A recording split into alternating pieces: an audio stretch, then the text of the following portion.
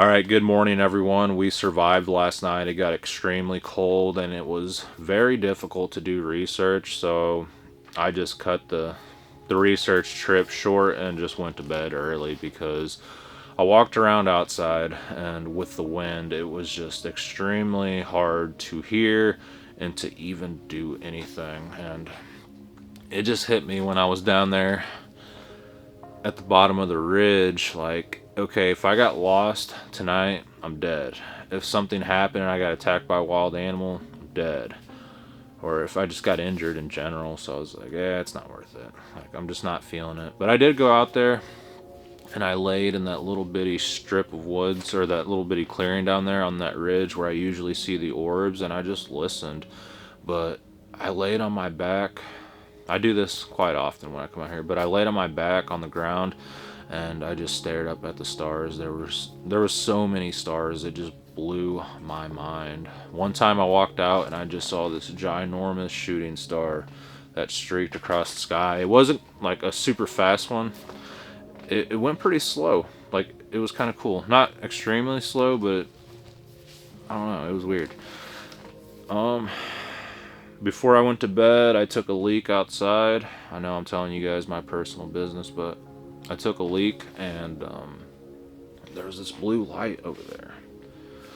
And I thought, well, that's the neighbor's house. That can't be David's dusk to dawn light, because I kind of know where his light's at, and I know where the neighbor's light's at. And as I was doing my business, I looked over and that light was gone. And I looked around and I kind of moved back and forth and I could not find that light again. And then all of a sudden it was there again. I'm like, okay, something's weird. Like, something's not right with that.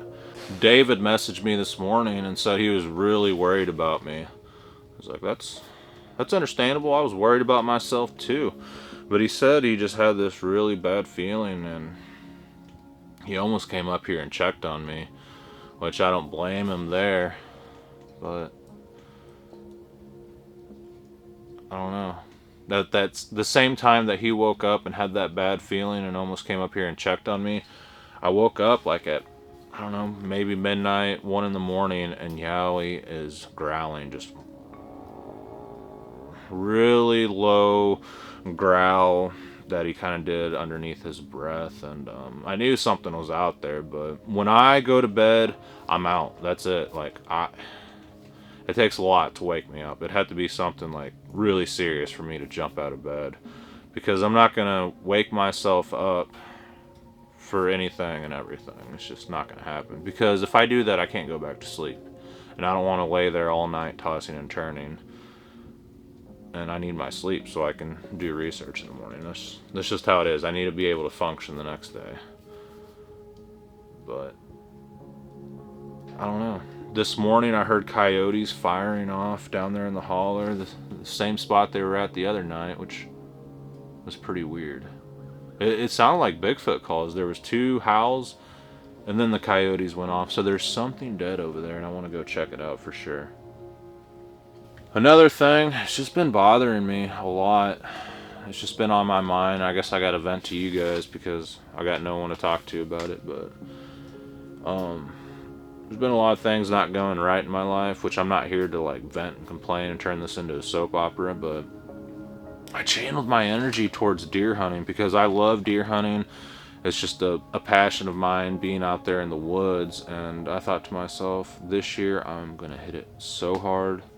I have no one to worry about other than myself, and I need to keep my mind busy, and I want to set a goal and accomplish it. And yeah, it seems like no matter where I went in Missouri, just nothing happened. I didn't see any deer, and I switched to different locations, switched to different stands, different methods, always checking the wind. The best spot where I think the deer would be, like, scouting, looking for rubs, deer sign, and I'd find all that, but I just wouldn't see deer. So I came out here and there was all kinds of deer, and I missed a few, and it's just still bothering me, I guess. I don't know.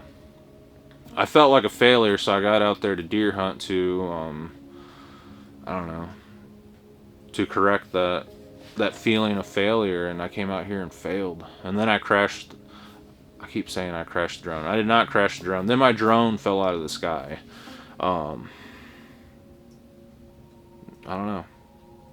I just can't stop replaying the failure in my mind. Do you guys ever do that? Do you guys ever fail at something and for some reason your brain just can't let it go? That's where I'm at right now. And it sucks with deer season because you only get this window of opportunity each year, and if you miss it, you have to wait until the next year.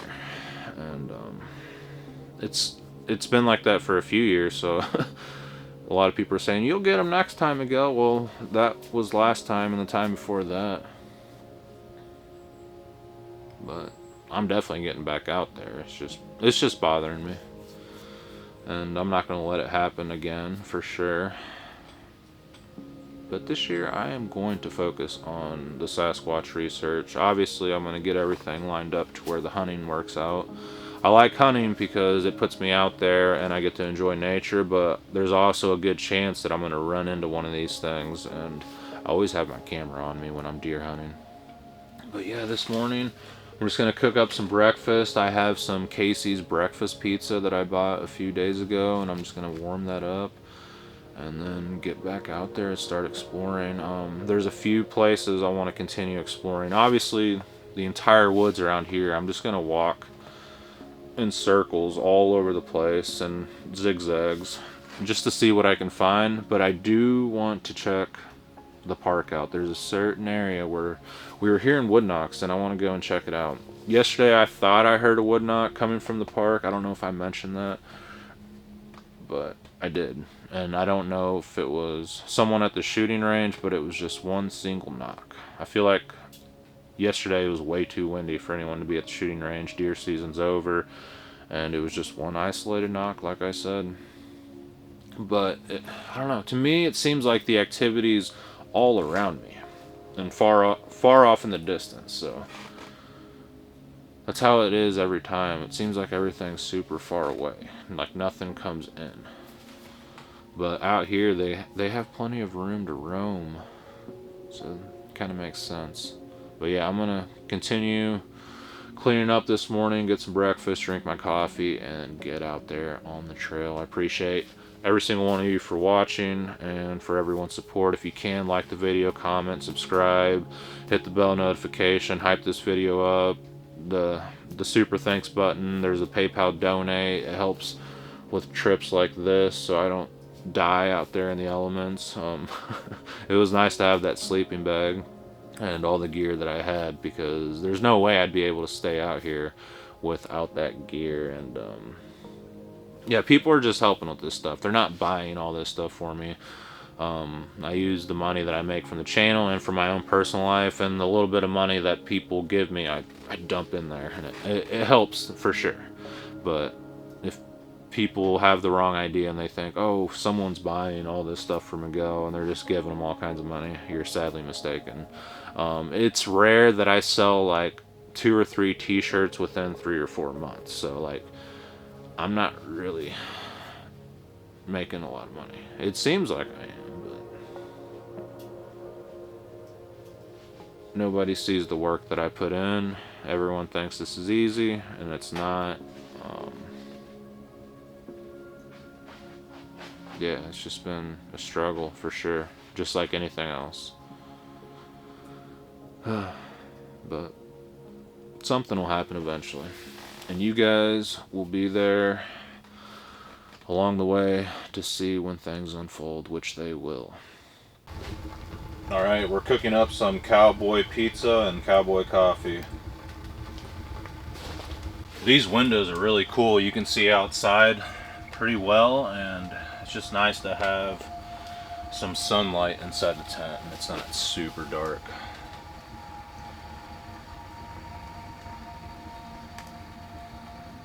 We keep hearing noises all around us. It's hard to say what it is. Yowie's looking as well. Alright, we're gonna fly the DJI drone and we're gonna try to see if we can find any wildlife. Let's give it a shot. Like I said, this drone has not let me down. The DJI is a trustworthy drone. It's unfortunate that we can't buy any new drones. You can buy the old ones and still fly them, but they banned all the new drones, which is super lame, and leave it to the government to ruin anything that is good. But yeah, they say it's because China has spyware built into these drones and it's a national security risk. Come on. These drones work really good, and you expect me to believe that? If that was the case, then why does the US buy everything from China? Why is everything imported from China? All of a sudden this is an issue after the war in Ukraine and Russia. All of a sudden these are an issue. Like, this isn't listening to everything we say and monitoring everything. Okay. But yeah. This is a national security issue when we all have these in our pockets that are constantly listening to everything. That comes from China, by the way. But I feel like they're all in on it together. They're all spying on us. It's not just the United States, not just China. It's definitely a one world government, new world order, and I just think they're all in on it together. But okay, they can ban these. I mean, from what I heard, they banned them because there's a few American companies that are pretty jealous and wanting to take control of the drone industry, and yeah, that's the real reason why they banned them. But who knows, really? I don't know, but these are good drones, and maybe there is spyware on them, but there's also many things that come from China that I feel like's poisoning the world, but this wasn't that big of a deal. But unfortunately it is. We're going to throw it up and we're going to see what we can find.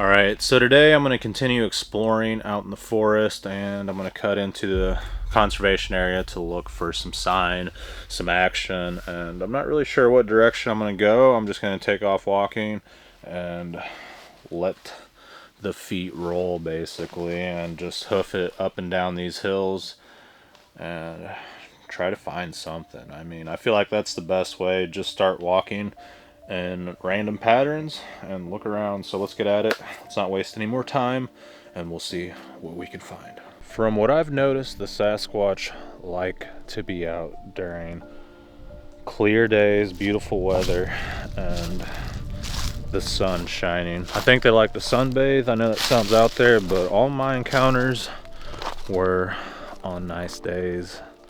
I have had experiences when it's super windy, when it's raining outside, but for the most part it seems like they're out and about during the day, especially during the middle of the week when no one is around. So I feel like it's important to explore on beautiful days. Yeah, I mean, we like to be out whenever it's nice out, so that kind of works out. It'd be hard to research if Sasquatch were only out when there's tornadoes out or hurricane weather. Alright, this is one of the farthest trails on the property, and I see an old deer stand here. This looks like a good spot to go deer hunting. I can picture in my mind a giant buck cruising through here right in front of this stand, and I believe that way is the killing fields. But what I'm going to do is go the opposite way into this pine thicket over here. It looks really good, and who knows, maybe I'll see some wildlife. Kind of hoping to run into a bear or a mountain lion. I mean, hopefully not an angry one or one that's stalking me. I just want to see one. But yeah, I don't think I've ventured out this way. I mean, I think the farthest I went was that hill right there one night when I was running thermal, and then I went back up. So I'm pretty far away. I think I've had dreams about this area. I know that sounds weird, but I've had, I wouldn't say nightmares, but dreams that I was walking in this specific spot. So I feel the need to explore that. I know that sounds a little wacky, but I've just had dreams of me wandering around out here in this particular area. Well, they say dreams can be significant. Who knows? But here I am. Wow, it's quiet out here.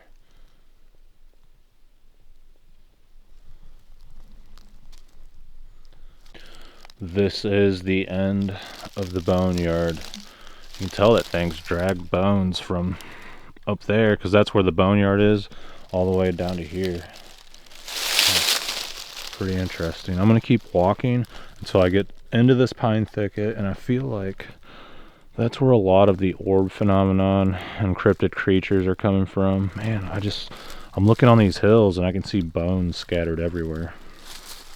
Everything got dead quiet.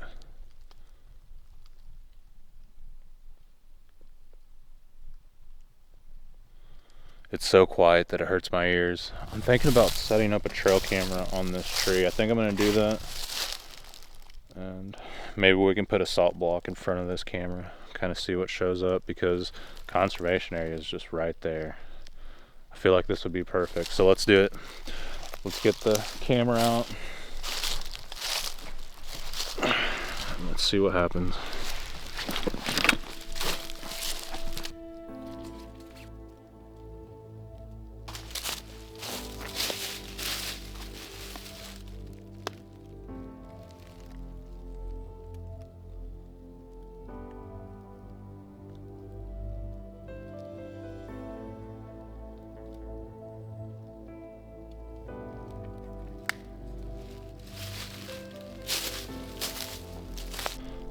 A lot of people ask questions about my pack, and this is like a backpack for photographers.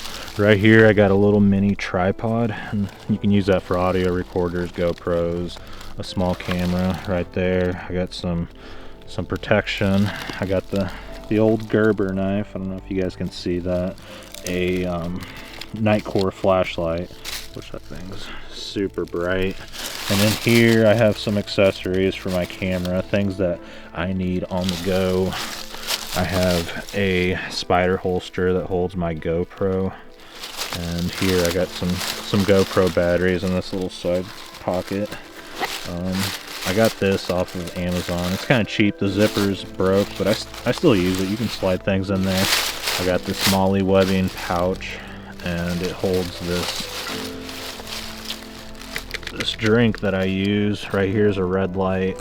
I got a green laser light. I have my tripod connected to the side, and this thing has molly webbing all over it. I got 2 Eberly stock bags. This thing's nice because I can just drop my audio recorder in there or whatever I'm using, and on the molly webbing I got this Leatherman tool, and I use that to connect attachments to my camera. I have this remote that came with my camcorder that seems to be pretty handy, and right here I have another Eberly stock bag. I put batteries in this part and then lights and camera attachments in there. I mean, pretty much whatever I'm going to be using I throw into these pouches, but for the most part this backpack works pretty good for filmmaking. But I mean, if I wasn't filming I'd totally use a different backpack, but this is what I'm using, and yeah, I like it a lot. The padding's really nice, has like this breathable mesh, and you can adjust everything, so it works out pretty good. I love this time of year, but I hate this time of year because the time change. It just gets so dark so fast. I mean, by the time I eat breakfast, get things ready to go, get situated, it's already lunchtime. By the time I eat lunch, I only have like this short window to actually explore and look around, which really sucks. But I'm gonna make the best of it. Last night it was really hard to investigate because it was like 15 degrees, and with the wind blowing super hard it was probably like 7 or 0 degrees, and like I said, I just didn't feel safe doing research. But what can you do? Here's the conservation fence, and it's busted right here. My camera's just right over there somewhere. So I know critters are gonna move through here. I wonder if elk busted the fence here. I'm gonna cross through here and go into the park and just explore.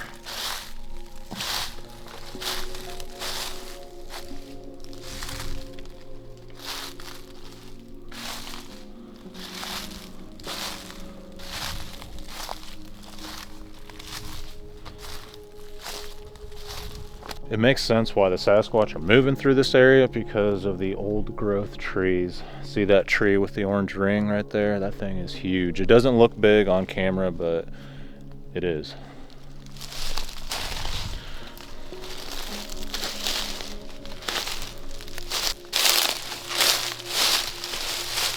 There's this, what seems to be like a little rock stack here. I don't feel like that's normal, but maybe it is. Right around this ginormous tree. Okay, so I just found something interesting in the park. Alright, so check that out. That one snapped and it's facing that way. This one snapped. It's facing that way. And then that one snapped and it's facing that way. Nothing fell down around here.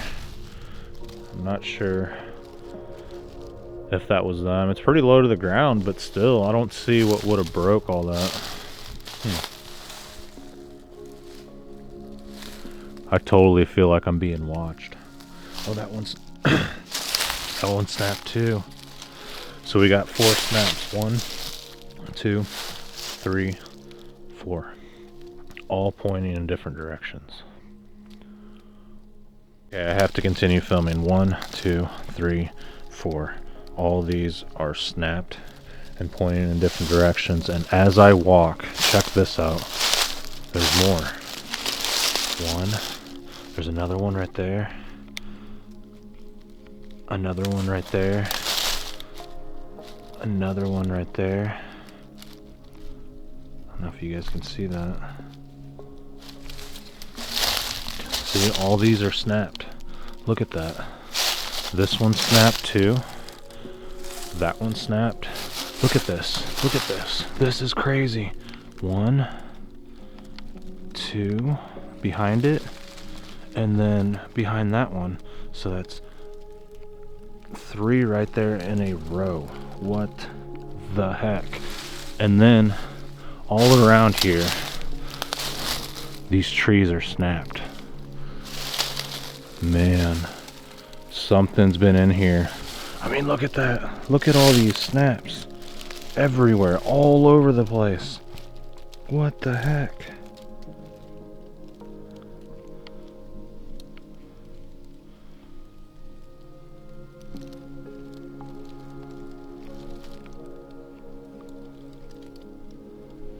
Oh. Yeah, something's going on here. This is totally weird. As I walk further and further, there are just more snapped trees all over the place. Look at that. Just everywhere I look.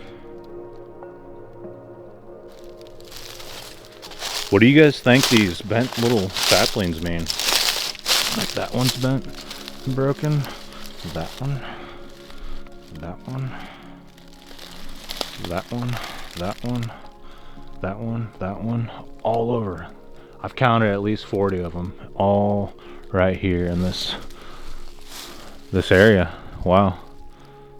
I theorize that there was a little juvenile in here during the summertime because those breaks looked a little old. But I feel like there's a juvenile in here during the summertime and he was snapping trees because they're pretty small breaks, but it had to have been a little one. Makes sense why we see a little bitty black shape all the time. Jet black, always hiding behind the trees, dodging us, dipping across the trails and disappearing. Wow. It's too quiet out here. How freaky is that?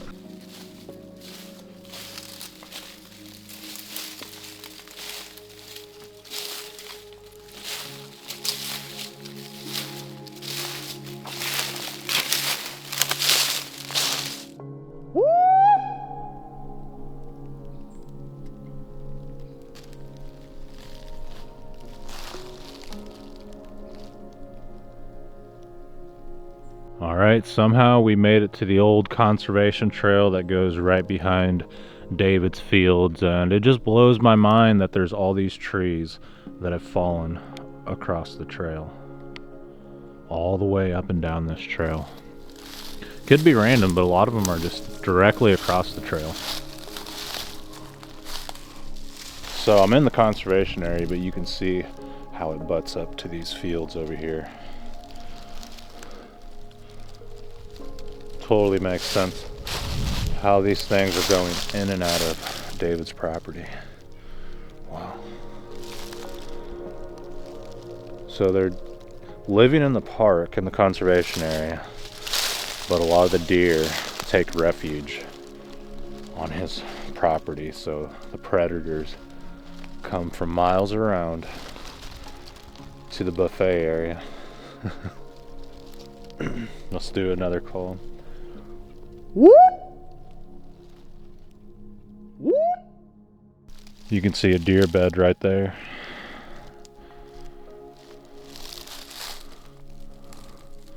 Alright, time to climb this mountain. We're gonna be worn out today. Whoop! Oh, there goes a bunch of deer. They just took off running. That freaked them out.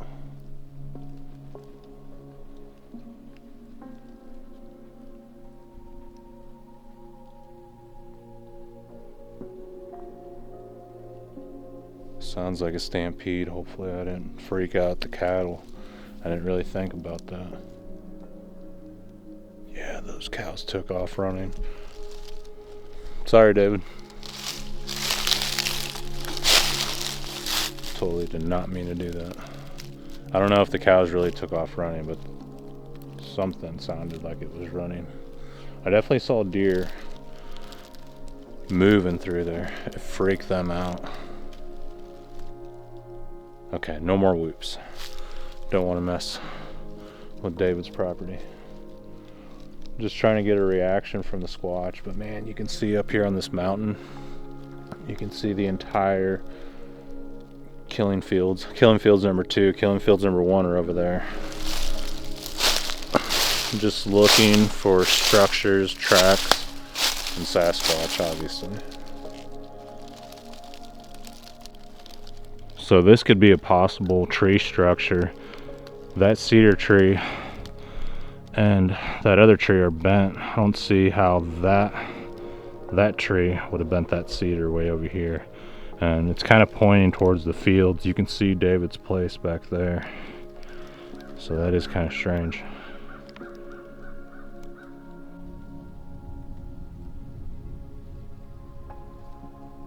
I'm pretty concerned right now because as I was walking back, I looked through the killing fields and there is just a ton of smoke in there. It smells like smoke, and I'm kind of worried that maybe I caught the woods on fire. So I'm getting back to camp as soon as possible to make sure something didn't happen with the wood stove. But I doubt it, but I don't know where else that smoke would be coming from. Oh boy. We got to get back as soon as possible.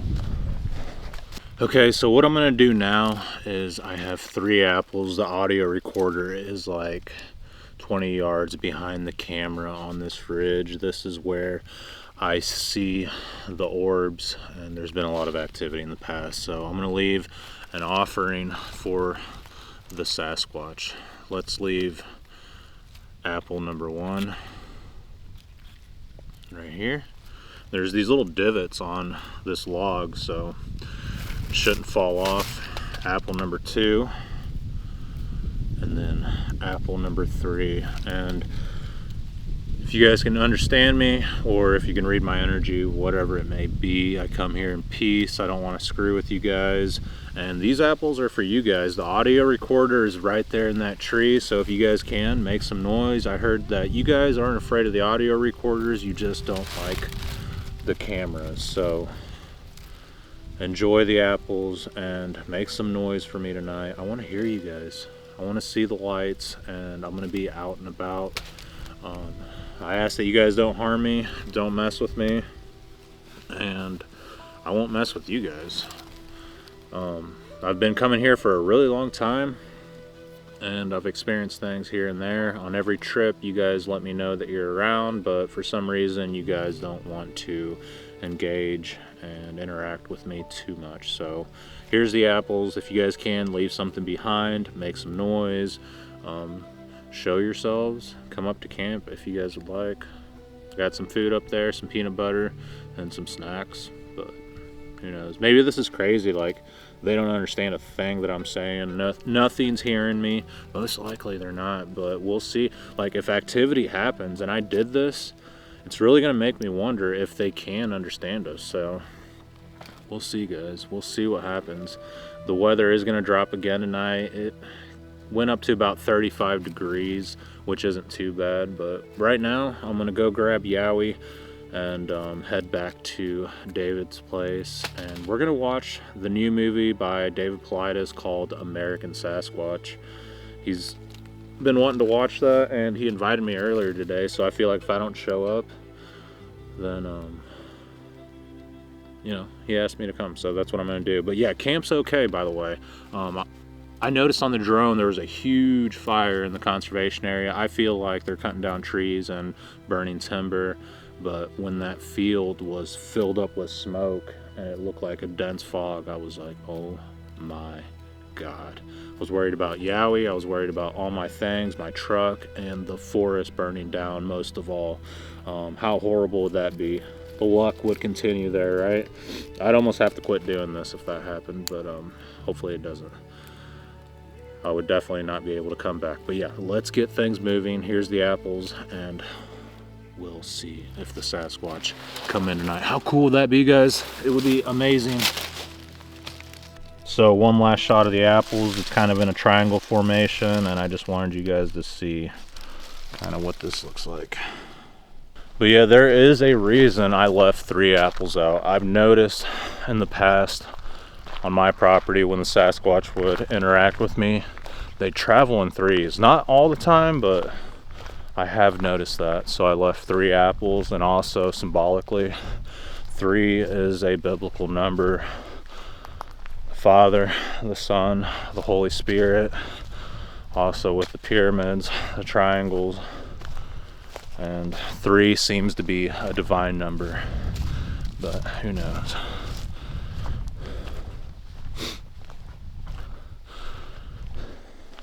Seems to be the most important thing in life too, is like a good job, good physical health, and a family. But that doesn't really have anything to do with it, but I'm just saying there's like 3 things that matter in life. Yowie, I really feel bad for you, buddy. You've been here by yourself. He's actually been really good on this trip. It surprises me. What are you doing, buddy? What are you doing, huh? Everybody likes to see you. Oh yeah, he was growling this morning. I don't know if I mentioned that earlier, but yeah, I woke up to him growling. I was like a zombie. Again, if Sasquatch was out there, I was like, I don't care. Leave me alone. I'm tired. What a beautiful day, though. Look at that view.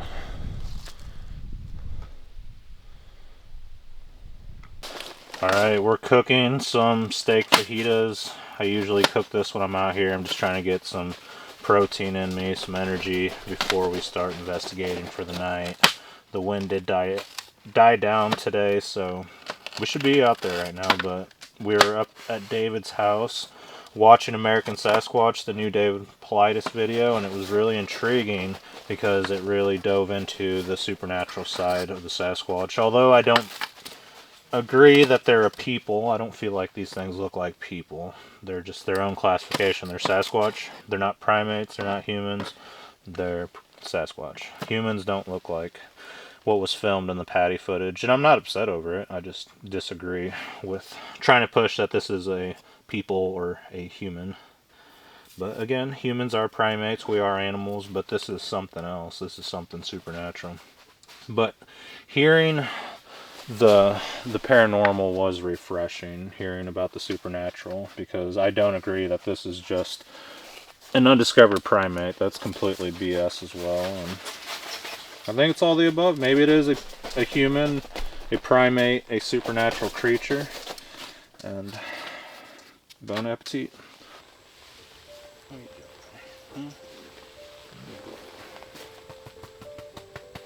Good boy.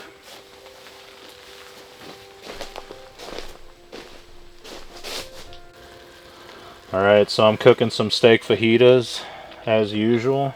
For some reason, this gives me really good energy whenever I'm out in the woods, and it just tastes good. I'm using that citrus rub that a viewer sent me and some steak seasoning. I'm working with what I got when I'm out here. I don't try to bring too much stuff. Well, I bring a lot of stuff, but it's definitely things that I need, but it's a routine schedule for me. But anyways, I don't disagree that, you know, they're not human-like. The Sasquatch are very human-like. They resemble a human in their face. They have 5 digits, 5 toes, and obviously some have 6 digits, just like some people out there. But I don't know, I feel like it's pushing the narrative that we descended from primates. I feel like that's not true either. I feel like humans are unique. We were created, if anything, Bigfoot is an offspring from humans. But I mean, and the biblical evidence shows that basically human DNA was tampered with, and there were other beings created, chimeras, human hybrids, giants. So I don't know. I guess they are human-like, but I still don't think they're a people. And I also said it before, I don't feel like the Native Americans, well, maybe they did. Maybe they did trade with them, but maybe it wasn't directly. I feel like they traded with them in the same sense that we gift with the Sasquatch today.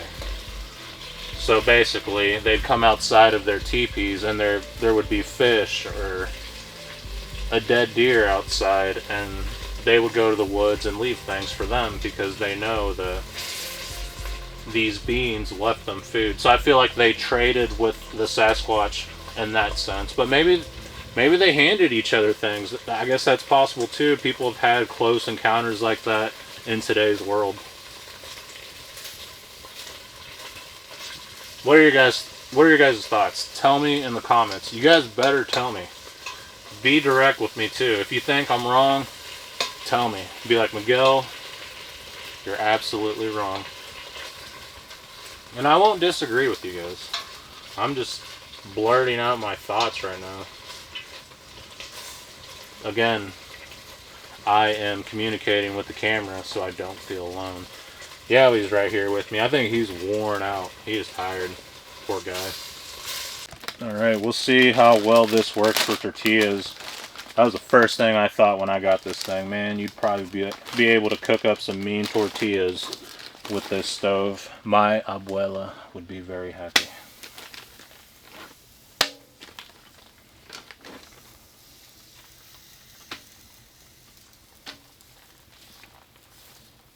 Oh boy. The tortillas are sticking. That's not good. Hopefully not. I think once they like crust up, once they get a little toasty, they won't stick. I don't want stuff sticking to the stove. It is super hot next to this stove. Oh my gosh. These are Sasquatch tacos.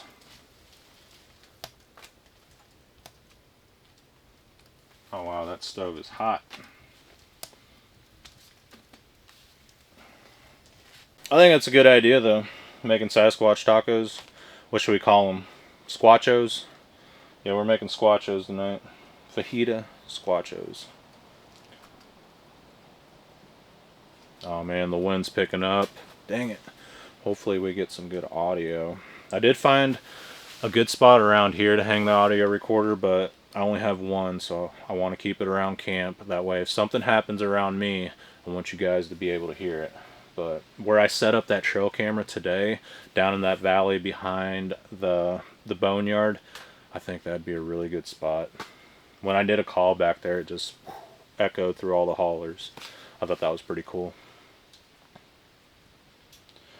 I talked to Adam a little bit from the Half Inch Wrench crew. He said him and Shelby are doing better, so that's good to hear, and I'm happy that they're recovering because I was a little worried there for a while, but we'll see how things transpire in the future. Alright, the squatchos are finished. Let's give it a try. See how it works out. Alright, the wind really picked up again. It was pretty calm for the most part most of the day, and as the night unfolds, the wind is just howling. But I think I can sneak up on some critters if I walk down these trails down to the killing fields, and I think that's my only option for tonight because I think the audio is going to be shot on the audio recorder. On the positive side, the apples could be missing, and we'll have to go down there and check when we go down the trail. But yeah, we could sneak up on some animals, but we might sneak up on something and jump it, and it could attack, especially if it's like a group of hogs or a black bear. But I still can't get over David messaging me this morning and saying that he was like really worried about me, and he walked outside and yelled my name, which is it's like a mile and a half down the road. He said he almost came up here and checked on me, but what really gets me is like the exact time that he said he got up and just had a really dark feeling and was super worried about me. I woke up in my cot and it was freezing cold because the stove had went out, and I'm up but like almost completely asleep, and I hear Yowie growling. Just he's growling like softly and quietly, and honestly I'm more alarmed when he's doing that than when he's full on growling and barking really loud, because he's trying to be quiet. I feel like he barks really loud and growls really loud if it's just like a possum outside or some deer, because he's confident. But when he's really quiet and scared, and just using that low rumble growl underneath his breath, that worries me. But again, I was really dang tired and I fell back asleep. I woke back up and I was like, I gotta put wood in this stove or I'm gonna freeze to death. So I got up and put wood in the stove and did that a few times throughout the night. But then this morning I woke up and again it was cold and I put some wood in the stove, and by this point the sun is out and I'm standing like right here, like right there where the camera's at, and I hear something run up to the front of the tent, like where the door is. I heard, and he starts barking. Ruff, ruff. I didn't really think much of it because it's morning time and the sun's up, but now that I'm thinking about it, maybe these things were in camp and they realized that I was awake and they ran past the tent. But that's pretty far-fetched. I'm just theorizing, like, what the heck was out there, because I don't know what would have made him bark, especially during the day. That was kind of weird. Like the entire day today, he has not barked. Nothing has got his attention. I mean, he's seen squirrels, he's seen birds, he's seen deer, and he watches them when they run off. But something was in front of my tent. I don't know what it was, but it really got his attention. And another thing, when I was walking back there in the conservation area, all those little saplings that were all bent and broken and pointing in different directions, I could not believe how many I found. To me, that screams out juvenile activity. There was a group of juveniles or a juvenile hanging out back there behind the killing field along the waterway, along the creek, and I thought that was cool. The bent saplings were definitely old, and I don't know if it was from this summer or like last year, but I thought that was cool as heck.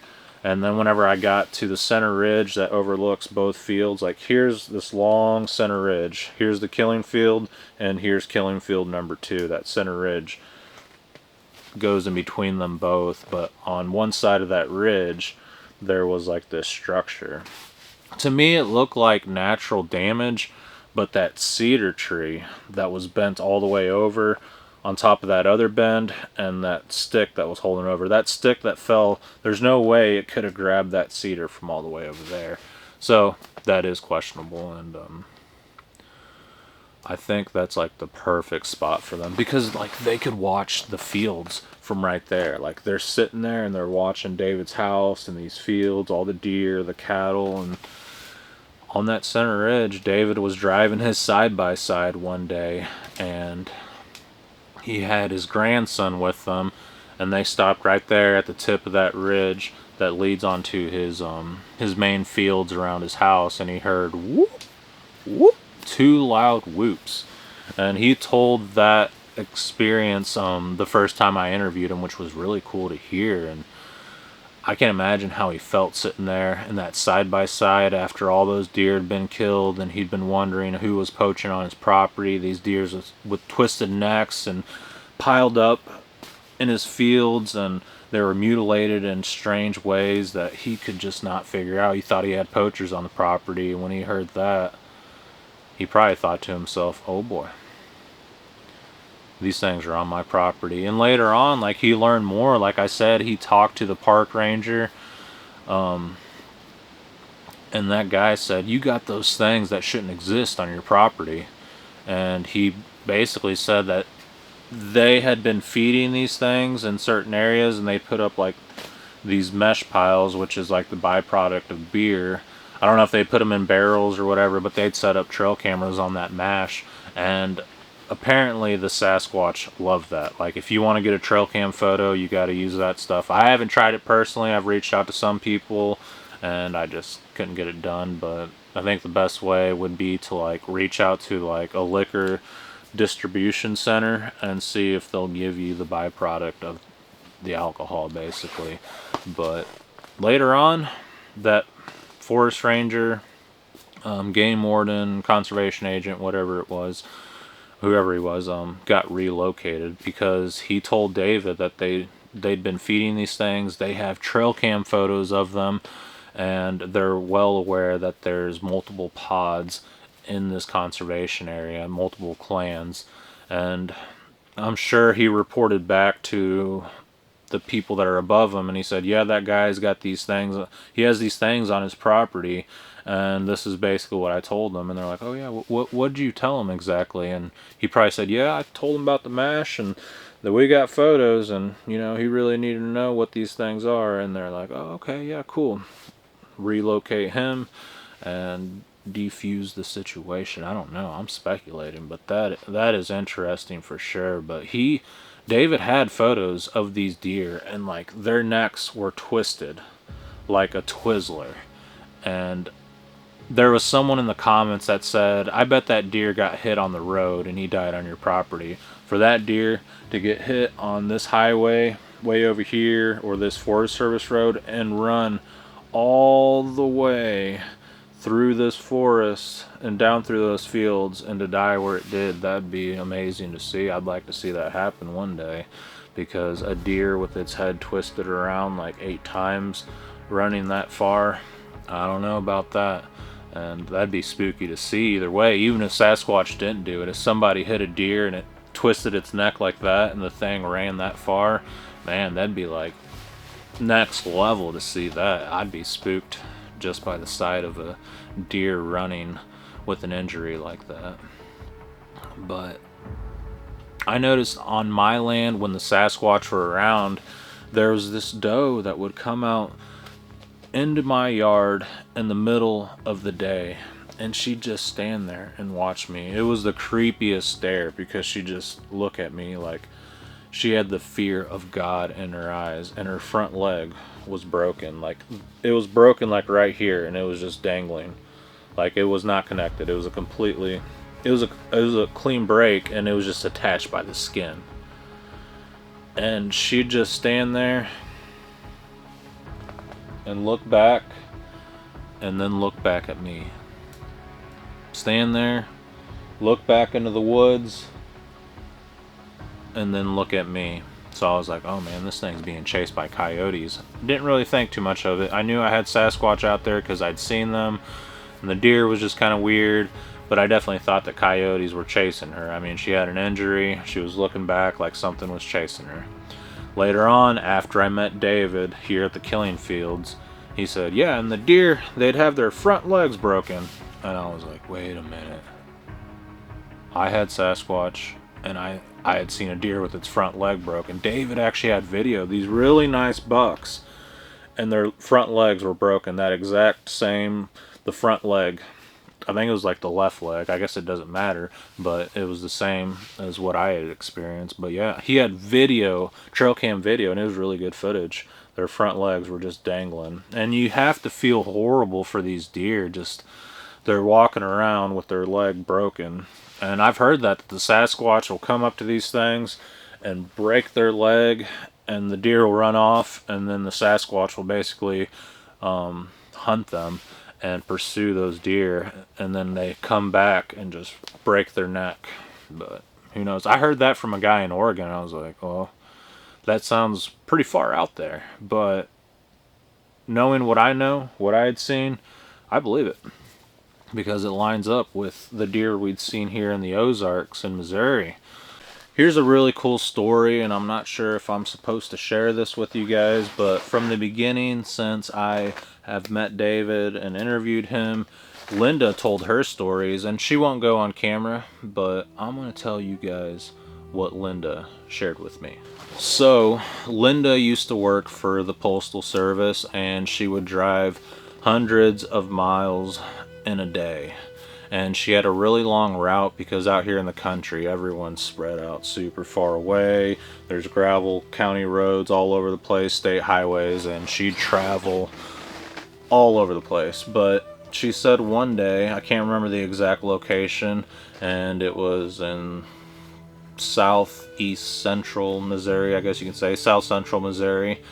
And she said she was on a county road, and she stopped to deliver some mail, and when she did, there was this little juvenile Sasquatch in the wood line, and she thought, whoa, what is a baby orangutan doing out here? Because back then she didn't know anything about Sasquatch. And she said it just sat there and looked at her, and it had these big eyes, and it had like this red color. She said it looked just like an orangutan, and it blew her mind. But she still to this day, she says she don't know what that was. But what I told her is, well, there shouldn't be a baby orangutan running around in the Ozarks, and if there was, I doubt they'd be able to survive the harsh winters here. And what you saw was a juvenile Bigfoot, which is really cool, because later on here on the farm they had activity. And yeah, Linda has seen one of these things. David has too. He said he got up one day and out there in one of his fields he saw this big bipedal hairy thing walking off, and before he got a really good look at it, like he didn't get a good look at its face, it was like walking away from him. So like he saw like the side profile and the back of it as it disappeared, and when it walked off, like it disappeared, oh I guess it disappeared like this, like behind a ridge. And that's all he saw. Like when he saw it, it was gone. And I thought that was pretty cool. But thinking back on the saplings that I found back there by the creek bottom, it makes me wonder what that little black figure that I'd seen around here is. It has to be a Sasquatch. I mean, it's jet black, and it like hides behind trees. It'll dodge across the trails like really fast, and it almost seems supernatural, paranormal, like the way it just hides. Like it reminds me of the juvenile that I had seen, but I don't know, it almost seems like it's living in a parallel universe, the way it's able to hide and like come out of nowhere and disappear and into nowhere essentially. But these things are out there, and it's only a matter of time till one of them reveals themselves and feels a little froggy. But I don't want that to happen at nighttime. Honestly, I want that to happen during the day around here. It's scary out here at night, I'll be honest. Sometimes I wonder to myself, like, what the hell am I doing out here? I wonder that every time I'm outside in the woods at nighttime, but especially out here, it's like, oh man, if something goes wrong, I'm in trouble. Yowie is out. He's out for the count. He's just dead tired. We've been here since Tuesday. It's Thursday now, Thursday night, and we're gonna stay here till Friday or Saturday. Isn't that right, buddy? High five. High five. He's a good old boy. Ain't that right?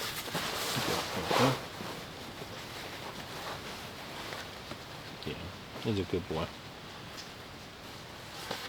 Look at those ears. You got Mothman ears.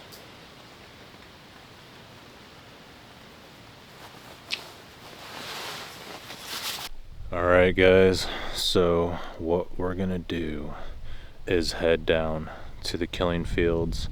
It's probably about 10 p.m. at night on a Thursday, and it's January 2026. I want to make note of that. That way when I look back on these videos, kind of spooked, but I'm going to rely on the pulsar thermal device to let me know something's around, and the walker earbuds. I'm kind of nervous, but it's got to be done, guys. The stars were out and now it got cloudy again. Dang it, I set up the camera on night lapse mode to get like some cool footage of the stars, but unfortunately that didn't last. Oh well, last night was the night, but it was so windy and it was so cold. I should have set up the GoPro. I'm kicking myself in the gonads for not doing that.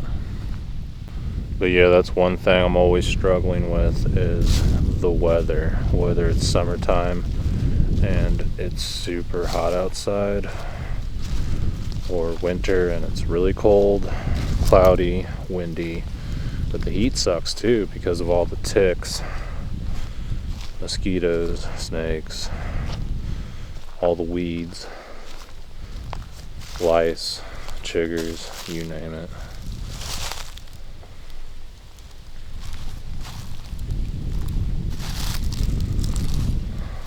Man.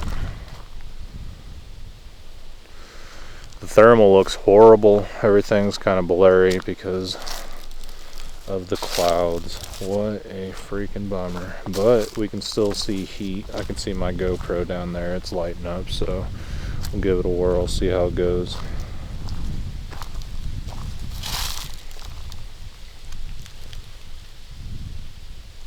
Strange.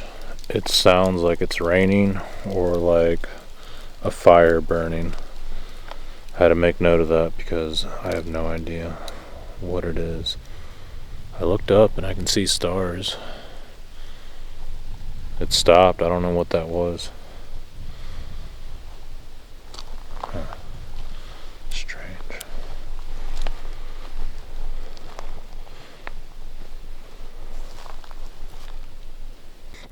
Okay, I'm almost to the killing field. To the killing fields. And I just started thinking about all the strange encounters that I've heard from the Ozarks, and it kind of felt like my soul left my body. I don't know if I'm spooking myself out, but like I got a really creepy feeling here. Like all the hairs on my body started standing up, and I just feel really weird.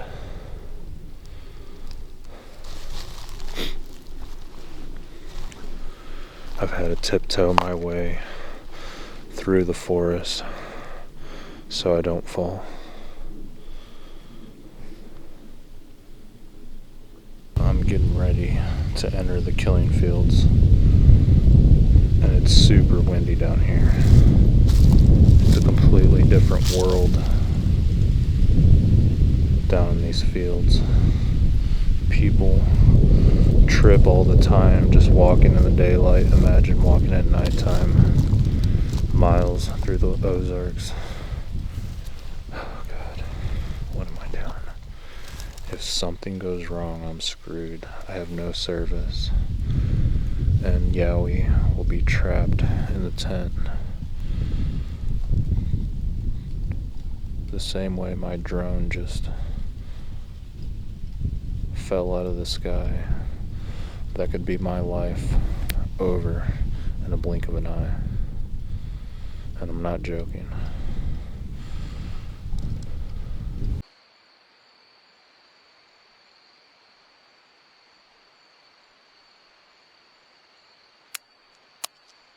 What do you got in your mouth?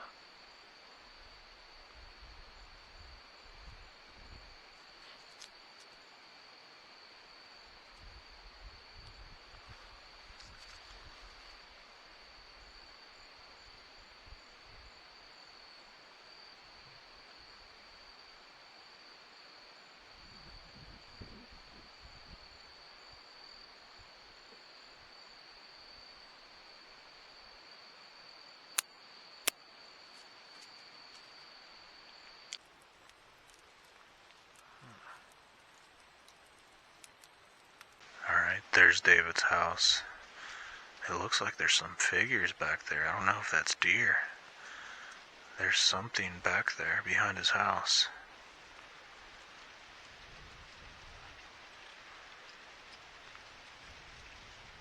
What is that? It's gotta be deer.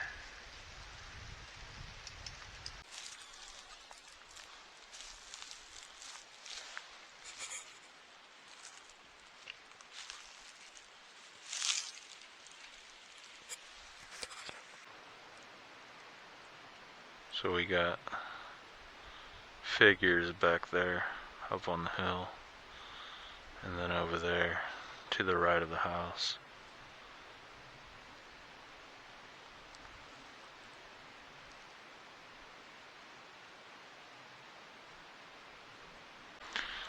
Alright, Looks like there's some deer back there. Hopefully it's not the cattle.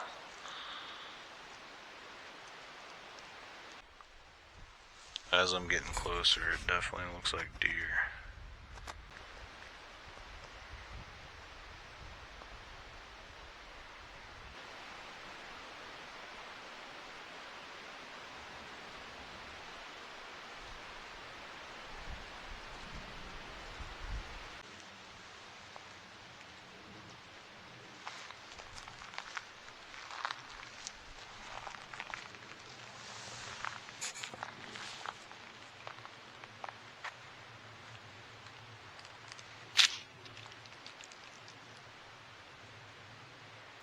What are you girls doing? What are you doing in my field? Make sure nothing's stalking me. Oh man, I gotta get back, guys. If the Sasquatch came out right now, I would be absolutely screwed. And they're still feeding in the field. It's like I have become one with the deer. See if I can record them with this camera. Oh my god, my battery just went dead. Alright, all I saw were deer in the field. I gotta get back. This helmet is crushing my skull, and the pulsar blinded my left eye, and I'm just completely disoriented. Oh my gosh, this is a horrible feeling. Absolutely horrible. And now everything's pitch black and I can't see. Oh my gosh, I'm freezing. Oh, I got snot running out of my nose. I just kind of want to lay down and give up. I know you guys aren't feeling what I'm feeling, but I feel absolutely awful right now. My head felt like it was going to explode. I've never had a headache that bad. I don't know how I'm going to get back either, because I don't know where I'm at.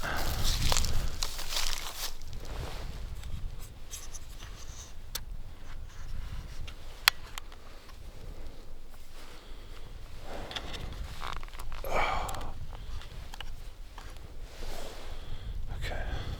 Oh man, we still have deer all around us.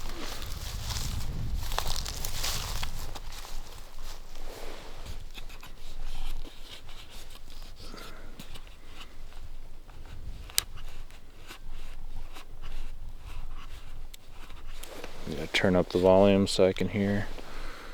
Oh man, this is a bad idea. I'm gonna hit record. I'm gonna hit record right now. What are you girls doing? What are you doing in my field? Make sure nothing's stalking me. Oh man, I gotta get back, guys. If the Sasquatch came out right now, I would be absolutely screwed. And they're still feeding in the field. It's like I have become one with the deer. Let's see if I can record them. What was that?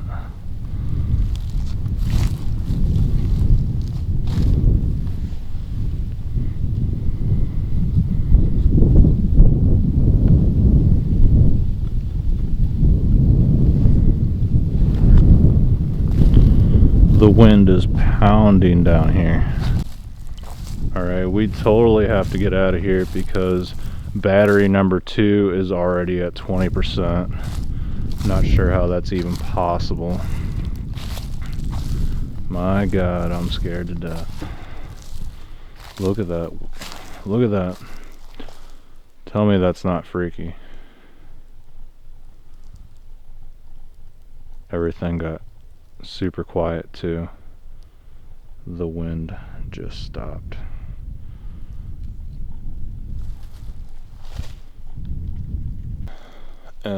In the thick of it all. So I was just taking a leak right there, and I heard something across the fence over there in the conservation area. It sounded like it was following me. I don't want to freak out, and I don't want to freak you guys out, but I am feeling sick to my stomach. Like, I feel super nauseous and like I need to throw up. I'm not being dramatic, but I think that helmet like threw off my equilibrium really, really bad. And I am literally walking in the valley of death right now. Oh my gosh. I'll show you guys kind of what I'm looking at so you guys can freak out along with me. I'm trying not to panic, but I'm really far away from camp right now. Okay, so here's what I'm looking at. I would say I'm about a mile away from camp, give or take.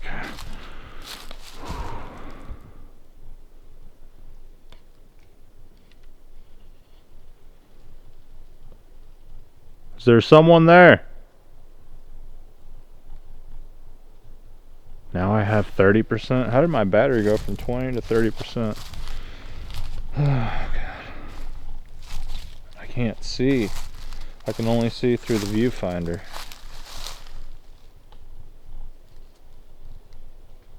Oh man, I don't know where to go. I'm walking in the dark. You guys can see, but I can't see. Oh, there's one of David's trail cameras. David, if you can hear me, come get me. I need your help. I'm lost.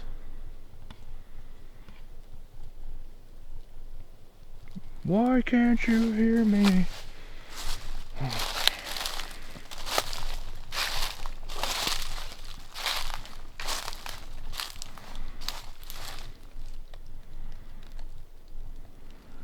I'm definitely on a trail because it's kind of wide and open here. If it was daytime, I'd know where I'm at, but now I'm just lost. Alright, so something's telling me to record right now. I don't know what, but something's saying, Miguel, just record. Okay, here we go, guys.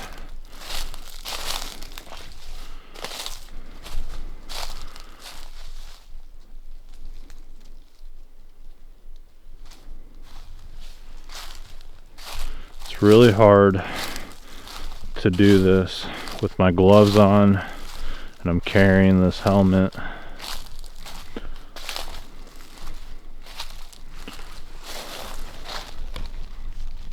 Oh man.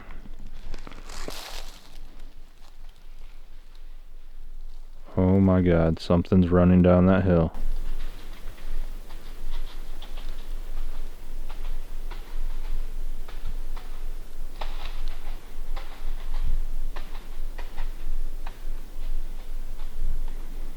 That did not sound like a deer.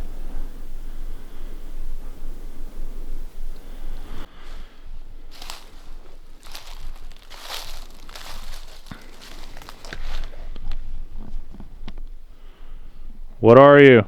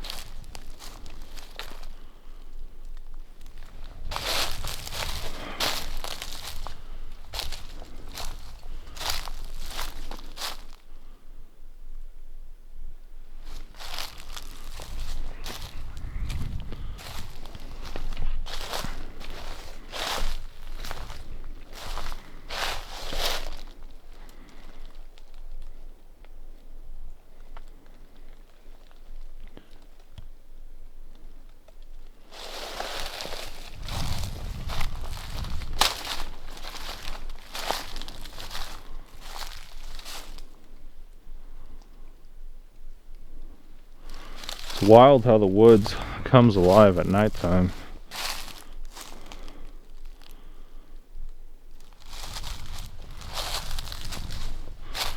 It's uphill the entire way back. We're going up the mountain in the dark around midnight.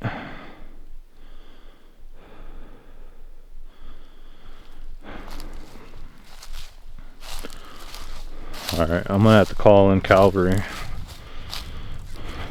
Call the National Guard and the Marines to come get me. What a perfect place to see a Sasquatch. Or an SW.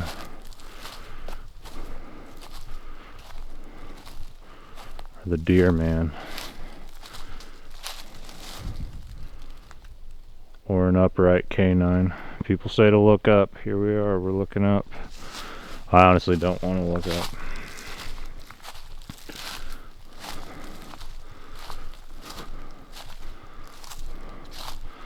People ask, do I carry, I don't know what it's called, the Garmin beacon, I guess in case you get lost. To answer your question, that's a big fat no. I got my phone in my pocket.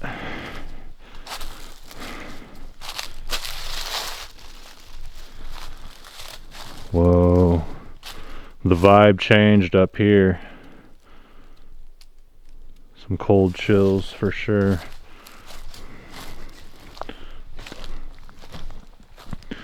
Alright, if you guys are around me, can you wood knock? Can you vocalize? Communicate with me.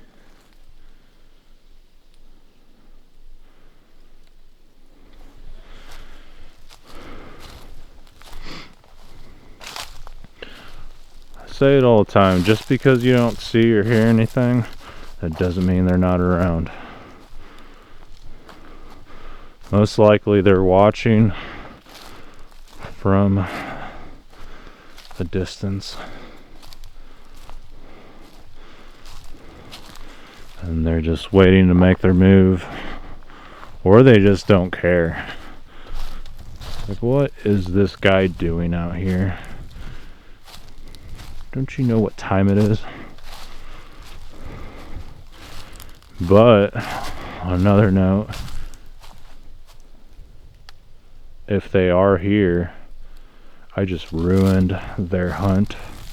Not only that, I'm walking through their territory. I possibly ticked them off. It's very possible that I just completely angered these things.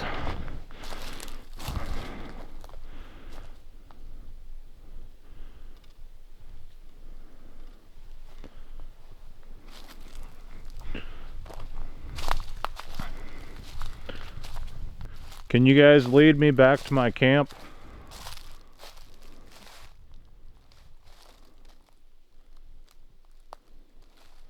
Hello? We'll just say something stupid.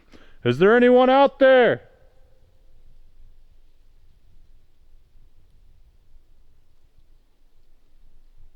I don't want to freak out right now, but I really don't feel right. I feel so sick. Oh my God. Oh my God. I don't know if you guys can see that. What was that? Did you guys see that? Oh. What are you? Huh?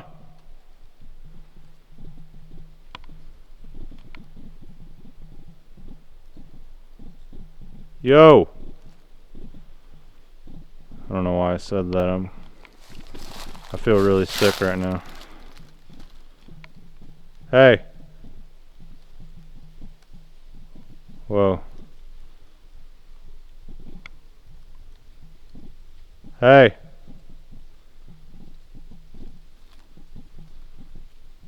I left some apples for you. Are you a deer? What are you? Hey, I'm talking to you.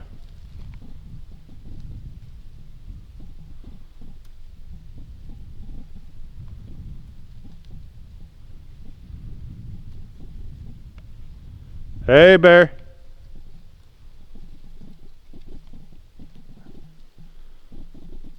Sasquatch?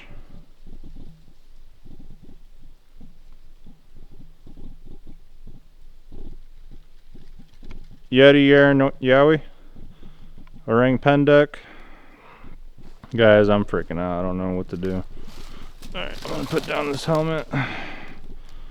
Try to stabilize this for you guys. Hey!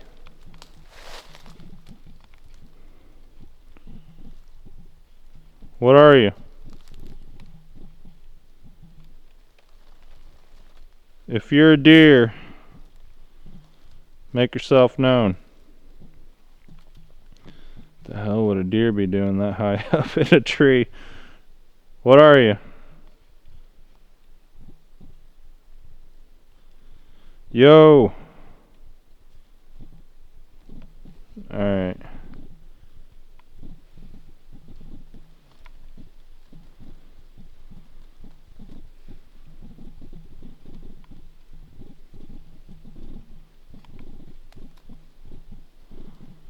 What the hell? It doesn't have the color of a deer. What are you? Wow, those eyes are really far apart. That thing is really far out there too.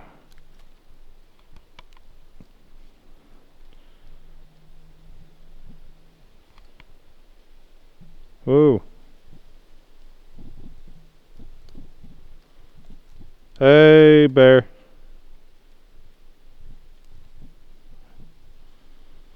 Can you wood knock if it's you?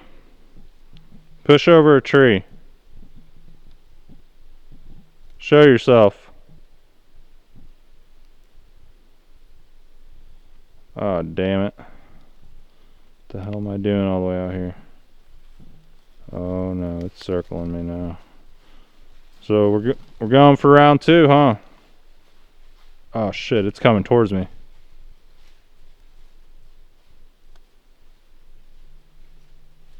Oh, it's coming at me. We gotta do this again. Oh man, it sounds big.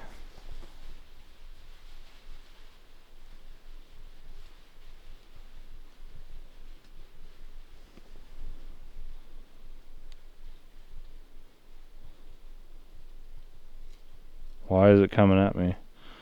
Man, my blood just went cold. Started charging at me.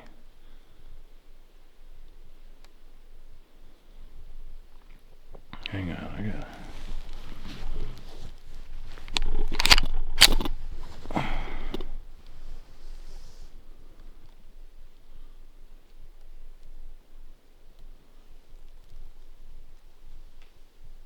Hey, I got a gun. I don't want to have to shoot you. I put myself in this position and I will leave. Man, if that's a deer, that's one brave ass deer. Hey, hey deer. That's not a deer, but I'm telling myself it is.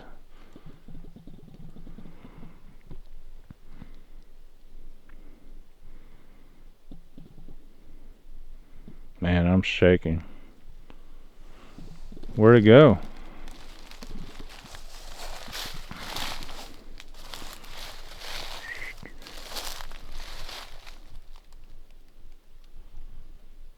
Do you guys think that was a deer? Oh shit, we're at 8%. Were you getting those apples that I left for you?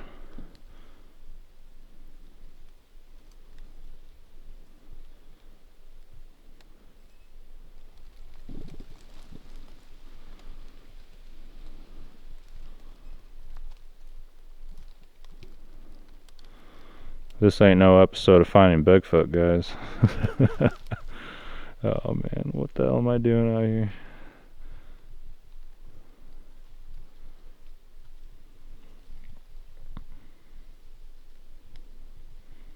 I told you guys something told me to film. Like I didn't hear a voice in my head, but I don't know how to explain it. Like this thought was implanted in my mind that said film. Turn on your camera. Definitely not hearing voices. But like I had an intuition, like a feeling like, hey, you better turn on your camera because something's about to happen. That thing came at me. It didn't run away. It like charged at me. What the hell would a deer be doing that for?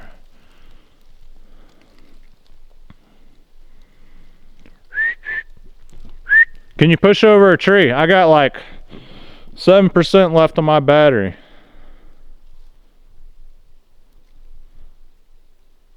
I'm asking politely. Can you please violently push over a tree and scare the hell out of me? The reason I'm asking is because I need to know if it's you guys so I can leave. Alright, I'll put this up. I'll put it up.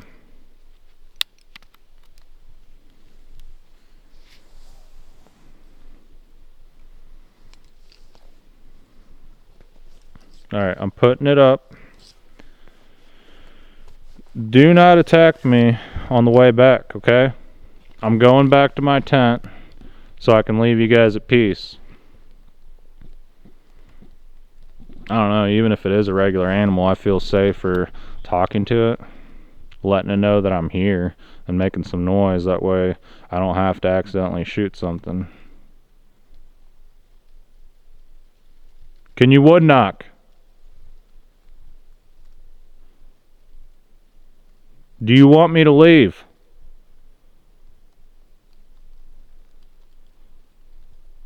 Was that your buddy I heard stomping around when I first got on the trail? I heard something running. Sounded like thump, thump, thump. Man, I even told you guys, like, I don't feel right. I feel really sick. I still hear you. Looking for that eye shine. That way I know where it's at. We might have to run here in a second.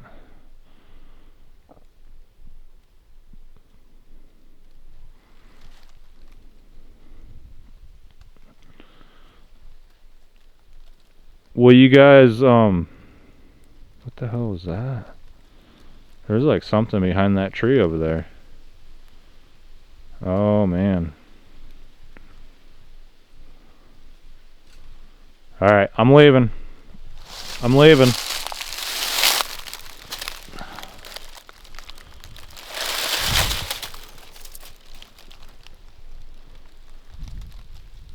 Alright. Oh shit, what was that? I saw a light in the woods. Straight back that way. What the hell? I don't know, I don't feel right, guys.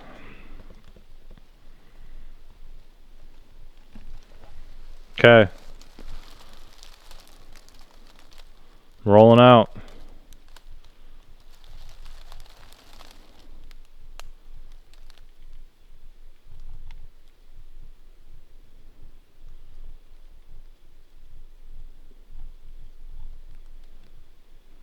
In the name of Jesus, you are not allowed to harm me.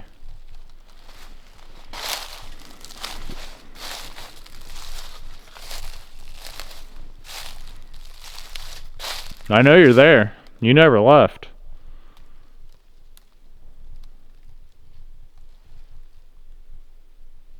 I heard it over here now.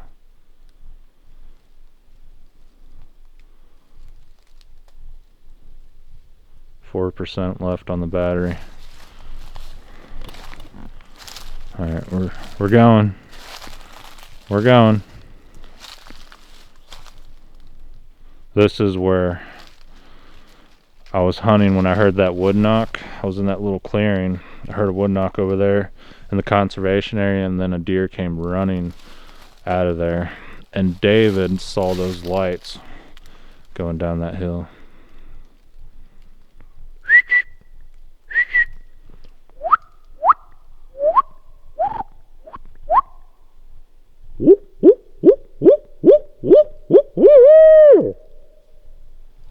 Oh yeah, he's over here. Alright, he's trying to circle me, so we're not going to let that happen.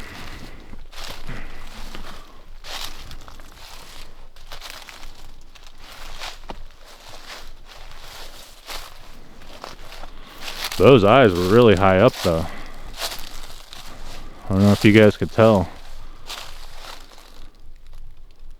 Man. Alright, my adrenaline is up. I wouldn't say I'm an adrenaline junkie, but I kind of am now. I'm hooked, guys. Hooked on Sasquatch.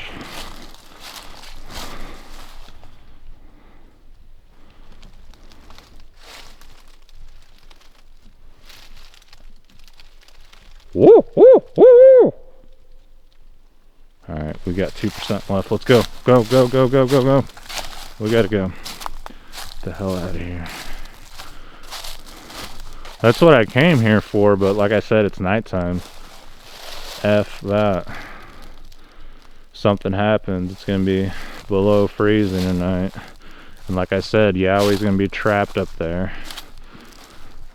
I want to see a Sasquatch again, but I also don't want to die. There's a fine line there. Well, I got to film whatever that was. So, I'll take it. I'll take it. Yeah, like where those eyes were, that's where we see the orbs at. Oh wow, I just got a really weird feeling. And I thought I heard something. Can you guys scream?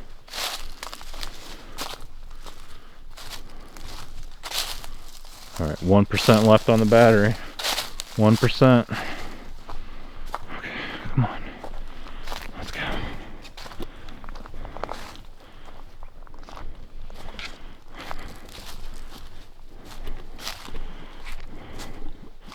We made it. We walked miles at night. We made it.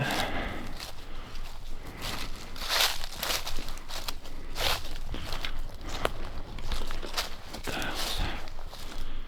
Okay, that's David's dusted on light.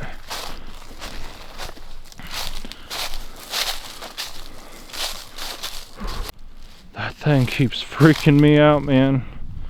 Stop doing that. That trail camera, it lights up red and it looks like two red eyes. Jesus. I don't know if you guys can see that. Here, let me turn this off. You see that? That freaked me out last night. I saw that when I was walking back. I screamed.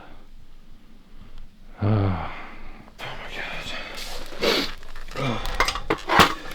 What the hell just happened?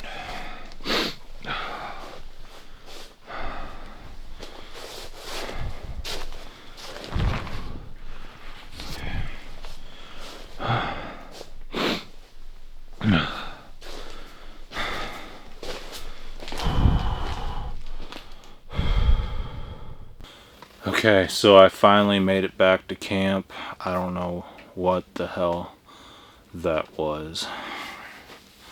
I want to say it was a deer, but I don't feel like it was. It was too high up.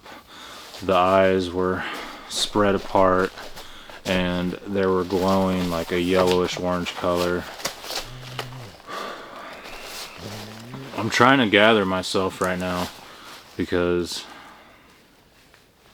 I wish I could unsee what I just saw. It was really high up, but anyways, when I got to the end of the killing fields, those deer didn't seem to be afraid of me there for a while, and I thought that was unusual. Sorry guys, I just completely feel off right now. The deer just didn't seem to be afraid of me, and when I got into the woods, it was like I got hit by something, like some sort of sickness. Yeah, we go lay down, go lay down. But he's not gonna listen. Yeah, I know, I made it. I was kind of worried that I wouldn't make it back. But anyways, when I got into the woods, I heard something running at me. Thump, thump, thump, thump, thump, thump. And then, I don't know, I just kind of figured like it was a big buck or something. And then it kind of ran off, but it didn't sound like a deer. It didn't blow, it didn't do anything like that.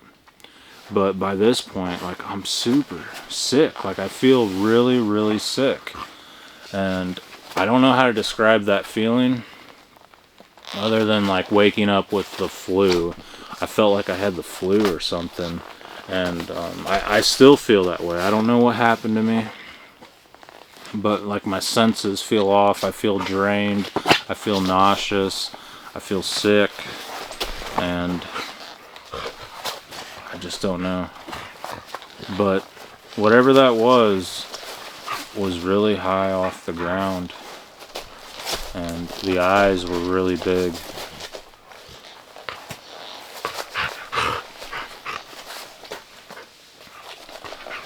But yeah, I'm trying to like gather myself right now, just because, I don't know, I feel like I was like on a roller coaster. Like when you get off of this roller coaster that made you feel really sick, it was like that. Like it did something to me. I don't know if it projected fear on me or hit me with some sort of frequency, but I just feel super, super sick.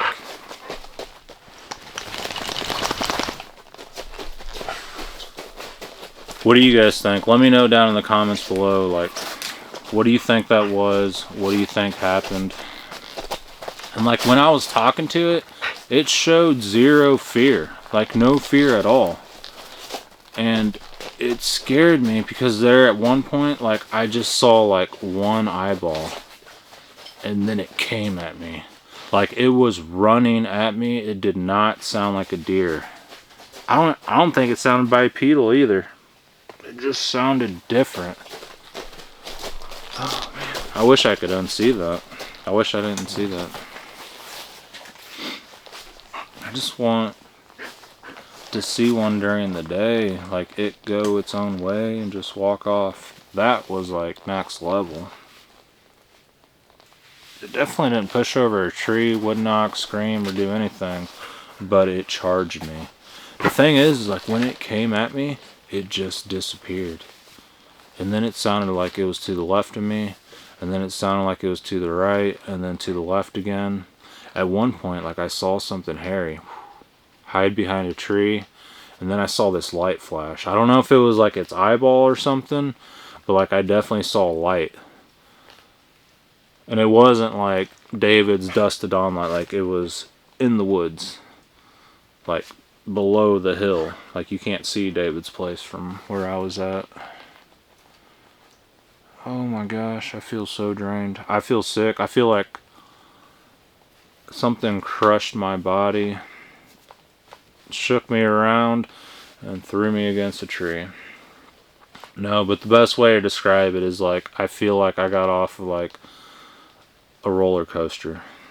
Like I just rode the Superman or the Batman, and then somebody put a blindfold on me and spun me around and then like told me to walk. I hope this feeling goes away.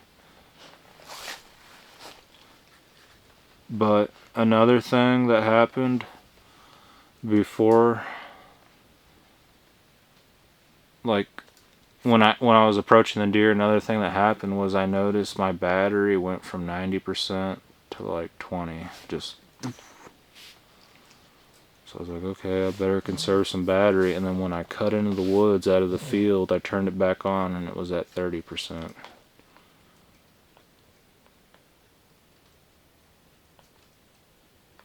I think we're gonna have visitors tonight.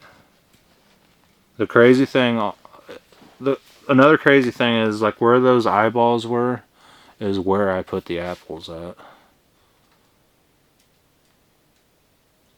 I bet those apples will still be there in the morning.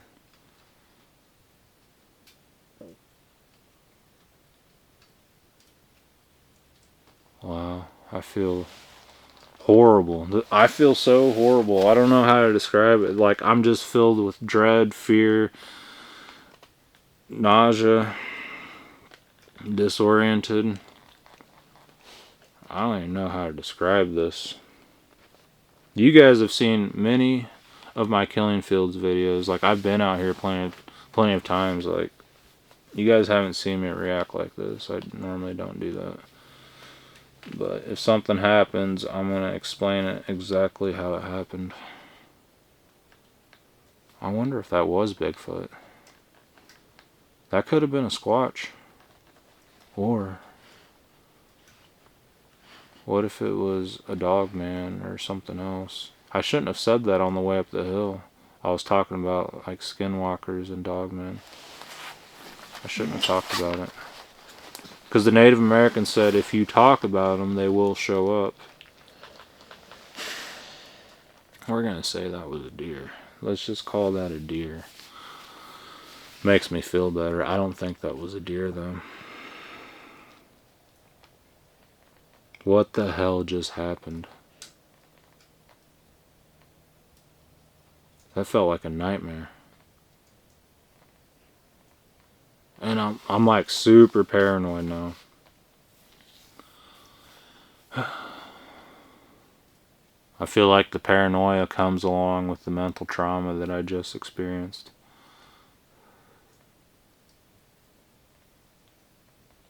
Huh? That's why I went out there, right? I wanted to experience something. I honestly wish I didn't see that. It kind of messed me up a little bit. I don't know. What was I thinking? Like, why did I go out there? I was like, hey guys, feeling kind of cute. Think I'm going to go look for Bigfoot. I don't know.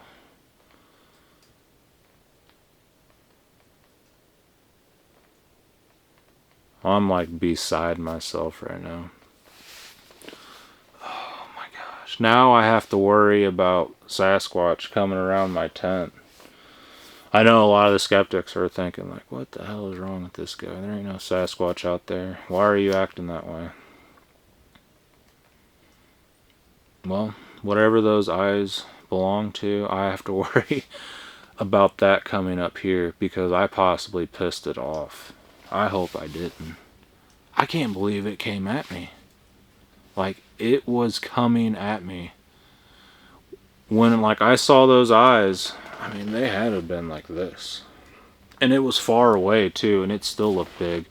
I filmed deer down there in that field. They didn't look like that. At least I filmed them with a thermal device. I tried filming them with the camera, but the field of view in the field, like, I couldn't get the reflection. Like, you need a backdrop. Like, there needs to be some trees, and it, like, makes the camera focus. So when it's too big of a space, the night vision won't pick up. At least my night vision won't. But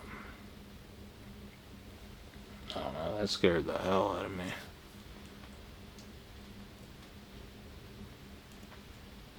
I need to message David. Let him know what happened. I don't want to freak him out, though. Like, now, don't freak out. But I got something to tell you. I saw a cryptid creature in the woods, right there where you drive up every day.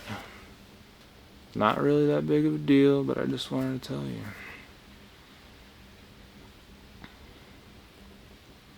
Jesus. When that thing came at me, I put down that helmet and I had to pull out the old 9 and I racked one back. That seemed to work because it was still coming at me. When I did that, it stopped and it's just like it like disappeared. Like, how can something just go silent like that?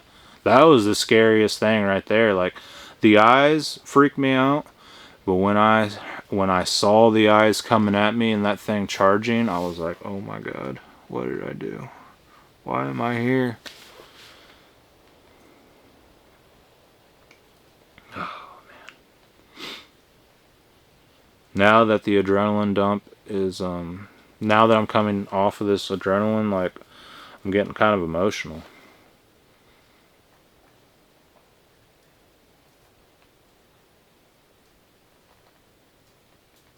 There was 2 knocks over there.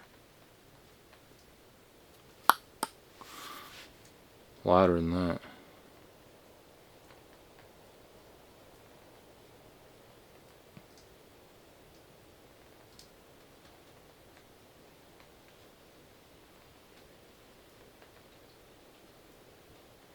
God, I hope they don't come up to camp.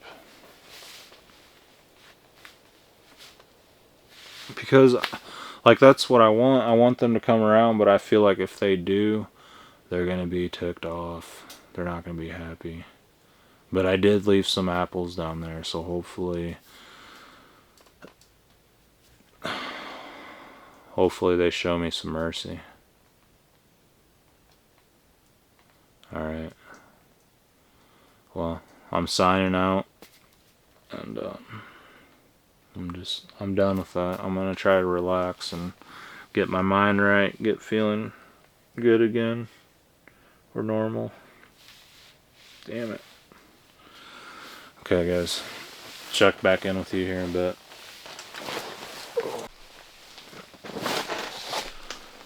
Okay, hang on.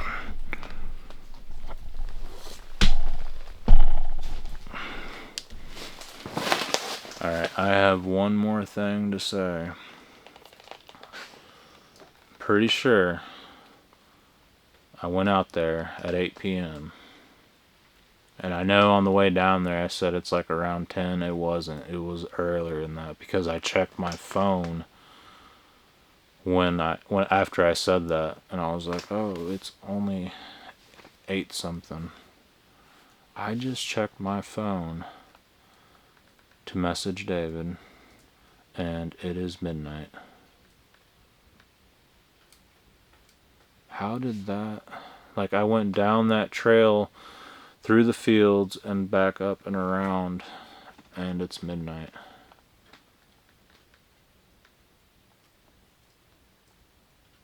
How did that take so long? I know I was out there at least a good 2 hours or so.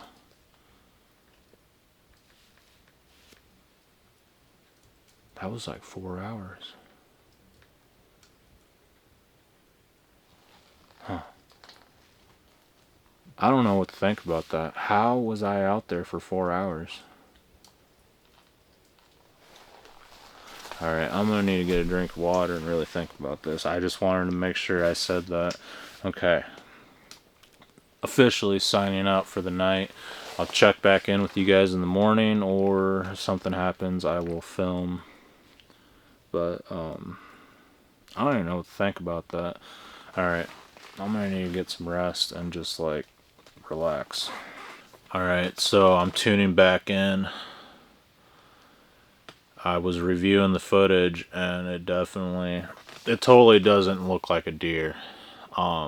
As I was reviewing the footage, I was messaging Adam, my friend Adam, telling him what I saw, and it sounded like there were things walking around my tent. So I was just like, no, I'm just freaking myself out. Earlier I thought I heard 2 little knocks over there. I'm like, that's kind of weird. Didn't really sound like wood knocks, but it didn't sound like trees clipping in the wind. It sounded like mild wood knocks, but as I was hearing things walking around my tent, there was a powerful, loud wood knock behind me. And then about 10 minutes later, there was another one deep down in that holler. For sure, Sasquatch wood knocks. And then it sounded like things were walking around my tent. Yowie's like in this deep sleep. It is late, so who knows, but he's like snoring. And I'm wondering why he's not like on alert, because those knocks were really loud. This is it, guys. I might die tonight. At least that's how I feel right now.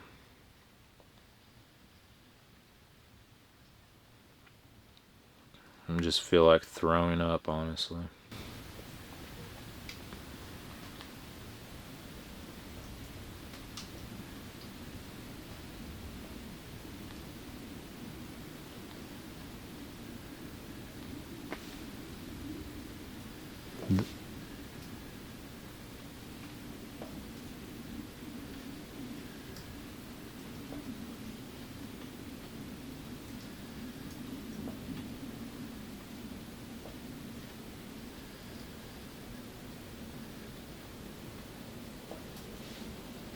They're knocking.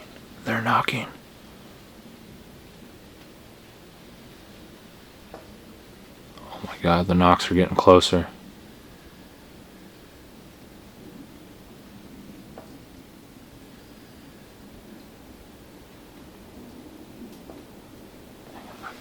I gotta fix this. Hang on.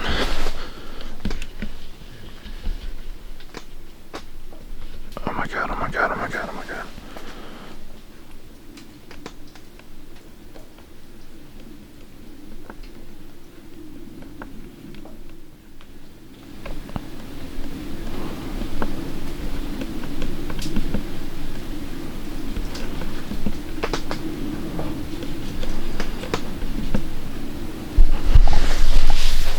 See if you guys can hear the knocks.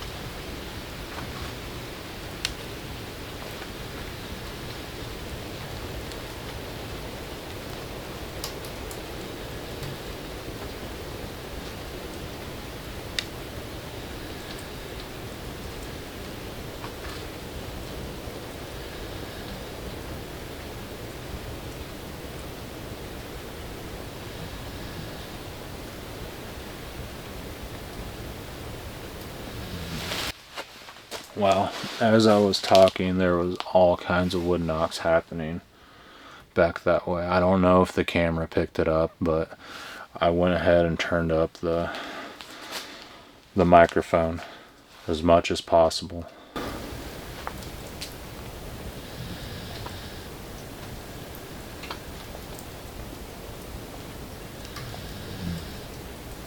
Oh my god, I'm trapped inside a tent.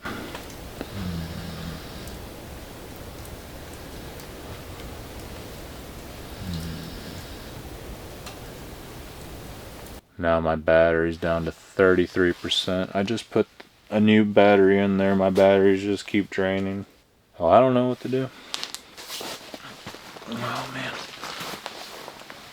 Alright, I survived last night and there was some intense activity. I still don't know if those eyes belonged to a Sasquatch or a cryptid creature, but I'm kind of thinking it was a Bigfoot because of how high up they were, how far apart those eyes were, and when I got back to camp, like I said, there was things moving around my tent, and I heard solid wood knocks coming down from that holler down behind me, and then on the other side towards the conservation area, and they were knocking. I'm hoping that the camera picked it up, but still, I can't get over the feeling that I had down there, like this feeling of doom, dread, and like I just felt extremely sick.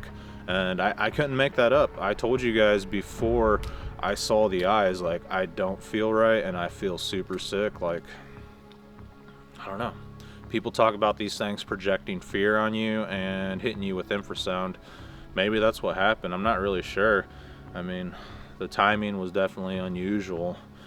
I feel like it came towards me. I reviewed the footage and it kind of seemed like it went away from me. Maybe it was circling me, but it sounded like it was coming at me. And like when a deer takes off, you can hear it blowing and jumping as it takes off. This thing did not do that. So I don't know. But what makes me feel like it was a cryptid was the wood knocks that were happening around camp. That was definitely spooky. Yowie didn't bark at night. I mean, he was out pretty much when I got back to the tent. He crashed and he was snoring really loud. So if something did come up, he didn't pick up on it. And when the wood knocks were happening, he didn't alert. He was just dead asleep. He was tired. I think he stayed up worrying about me when I was out there. I don't feel like I was out there for almost 4 hours. That was weird too. Like there was some missing time there, but I'm not gonna go out on a limb and say that actually happened, because I don't know. Maybe I was out there that long, but when I looked at the time, I was like, what? Can't believe I was out there that long. But yeah, today I think I'm gonna take it easy, go hiking in the park, and collect myself before I tear things down and leave tomorrow. I've been here since Tuesday and it's Friday now, so hopefully more activity happens. I mean, I'm here, I'm gonna document it, and I'm gonna tell David what happened. That's gonna spook him out when he hears about what I encountered out there, because he lives out here. He's got to deal with these things. But it kind of makes sense because that ridge is the ridge above the killing fields, and that's where David finds all the animals that are mutilated. So, and that's where we see the orbs too, is on that ridge. Pretty freaky stuff. But I figured I'd make a morning report for you guys so you can be updated on the Sasquatch survival video. It was definitely a battle for survival. Like I said, it got down into the teens and probably into the single digits with the wind chill, but we made it. We're alive. That tent held up well. I'm very impressed for a used tent. There's a few tears and rips, and I definitely need to do some maintenance on it, but I mean, for the most part, it works excellent, and I like it way more than a camper because you can hear sounds around you. When you're in a camper, you can't hear things going on outside, at least not very well. But yeah, I'm very impressed with this research trip. I feel like it was a success. Alright, it's the last evening that I'm here at the killing fields on this trip, and I'm going to leave tomorrow in the morning, but I'm going to continue searching behind the killing field on that creek bottom that leads into the conservation area. I found all those saplings yesterday, but I kept going around the fields and went on back onto David's property, but I feel like I need to go up the creek more to see what else I can find. So let's go do that, and we'll look around for any structures, tracks, and maybe we'll see a Sasquatch. But I'm gonna look around in the area where I saw those eyes at last night. I feel like that'll be a good area to look around. So let's get at it, and hopefully we run across something strange during the day and not at night. Alright, you stay here, okay? Guard the fort and make sure no one comes through the area, okay? Stay. I'll be back within about 2 hours or so. See you later, buddy. He's definitely a good boy. He stays when I tell him to stay, and he just listens very well, and I like that. That's the type of dog you need if you're out there camping and you're out on a farm. He's the perfect farm dog. That's what he was bred for. Alright, we're gonna cross the fence right here. Huh. Looks like there's some black hair on the fence. That's gotta be cattle hair. But it's busted right here, so I'm gonna crawl through here. Well, I think it's starting to rain or starting to snow. I think it's a mix. We're getting some sleet in here, but I'm at the area where I found the small tree breaks. I'm on this old logging road. And right here, you can see an old brew bottle. That's metal. Man, that thing is old. There's some history right there. You can definitely tell a big buck has been living around here. It would make sense why a mature buck would want to be around here. I don't know if you guys can see those rubs all over the place. So he must be bedding in this area. Well, that makes me feel better about the Sasquatch because they usually like to hang out where bucks prefer to bed, which is isolated areas away from the rest of the deer, from other people.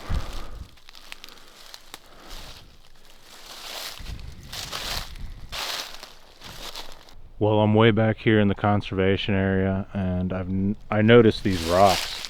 They look like they've been moved, so let's check them right now to see if they have been moved and it is Sasquatch. That represents a rock for each member in the clan. Again, this is just a theory. I honestly have no idea, but we'll see if they've been moved. Should be bare dirt underneath. No leaves, no grass, nothing. Okay, so that one's been moved. That one's got crunchy leaves underneath. That one's been moved. That one's been moved. And that one's been moved. What about this one? Yep, that one's been moved as well. Okay. I feel super creeped out back here.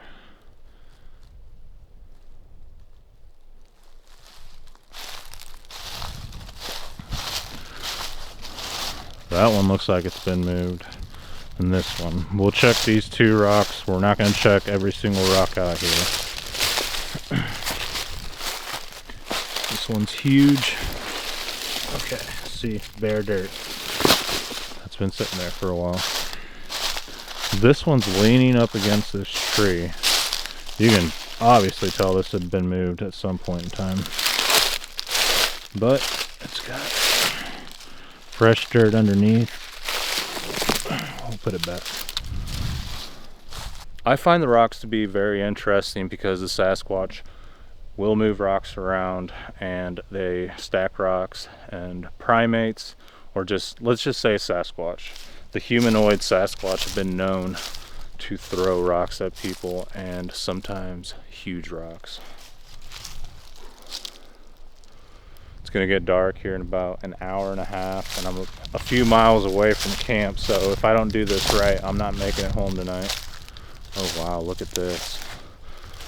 Looks like a bunch of structures.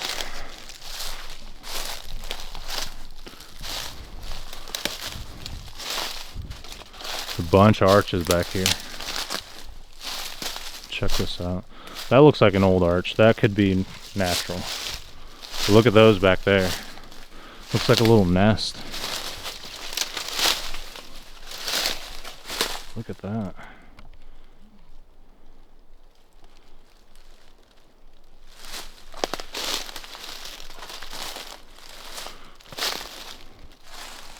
That's kind of weird. What do you guys think?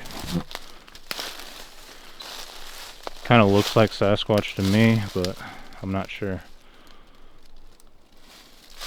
And all those arches, it's hard to tell right here, but all those arches that are back there are right next to all these deer rubs.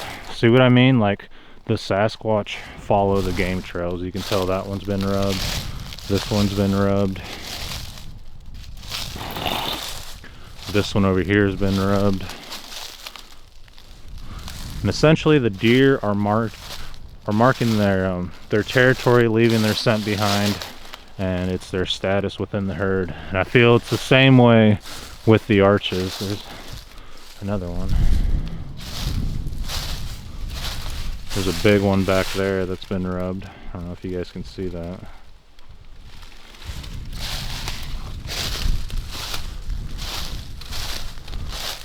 So yeah, all kinds of deer sign back here. That one's been rubbed.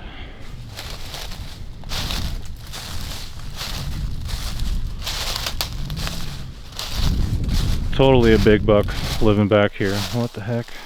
This rock looks like it's been moved. No?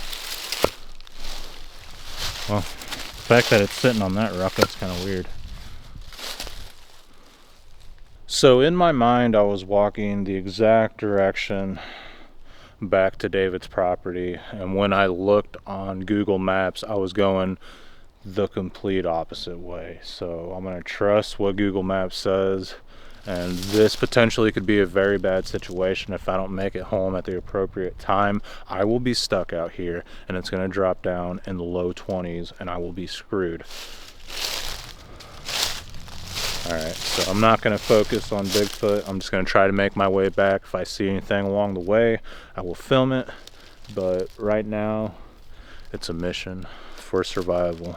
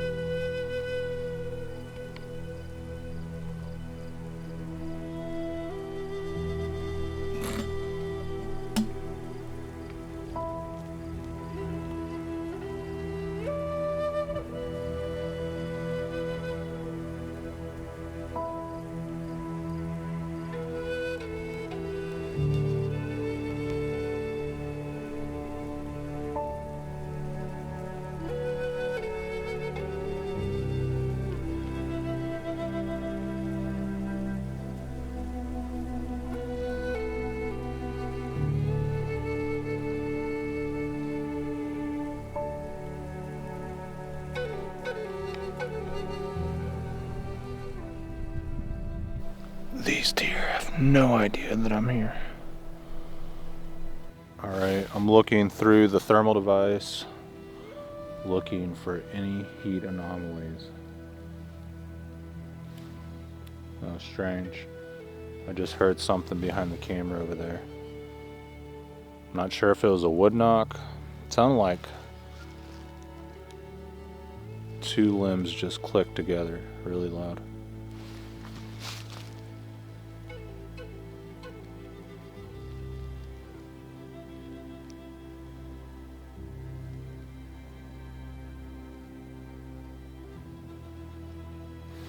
And after that happened, Yowie was whining. I could hear him over there whimpering.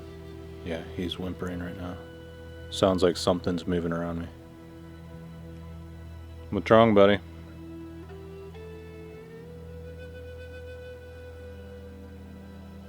Man, there's like wood on wood sounds all around me. Okay, so I'm looking down the trail. I'm not seeing anything, but I just started filming. But I wanted to make note of this. Like, whenever I look up in the sky, it looks like there's clouds all over the place, but there's not. I noticed that last night, but it was cloudy, so it made sense. But tonight, like, I'm looking up there and I'm seeing clouds, but it's a clear sky. It's not making sense. Like, I can see every star out there. There's not any clouds up there.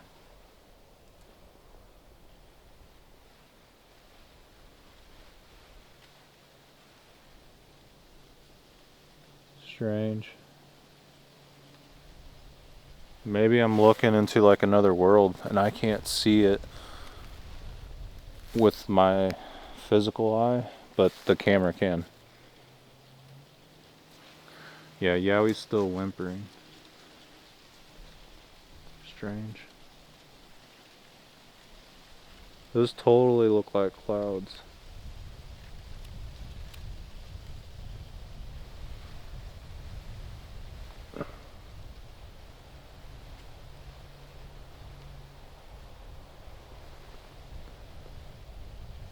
But I'm trying to see if I can pick up any orbs tonight, like on the thermal device. I'm thinking I can. I've seen them before. They just kind of like pop up, disappear, and then reappear somewhere else. And then when they disappear, they reappear somewhere else again. It's kind of weird. Alright, so what we're going to do here is use the Fox Pro game call, and we're going to do the coyote locator call. Let's see if we can find them.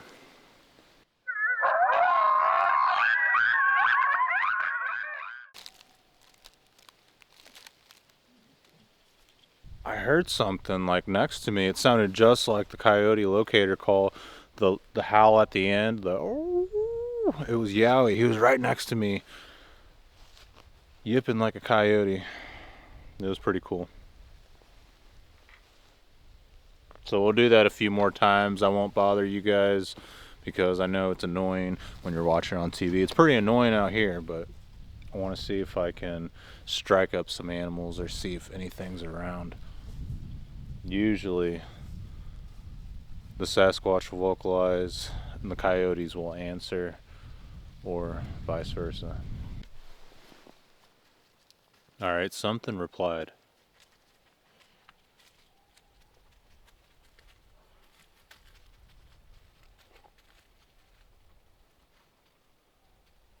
Alright, the coyotes are going off for sure.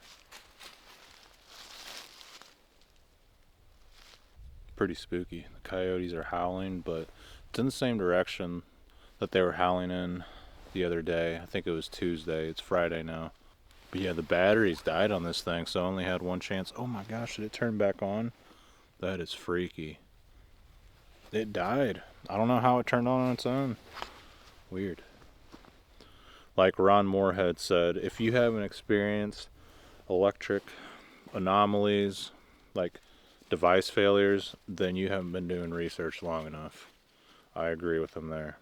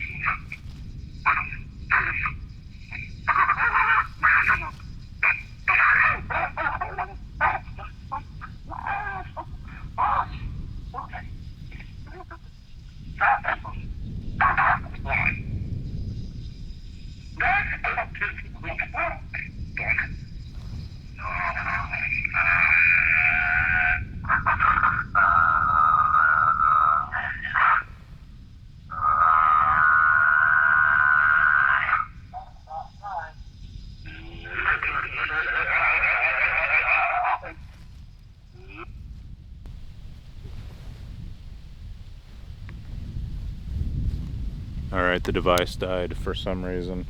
I don't know, like as I was using this, I swear I saw a light down there, but I'm not sure. I'm not 100% on that. But also, like, my blood went cold playing those sounds. I don't know why. Just like everything inside of me said, that is a bad idea, don't do it. Because you don't know what you're calling in. I agree with that.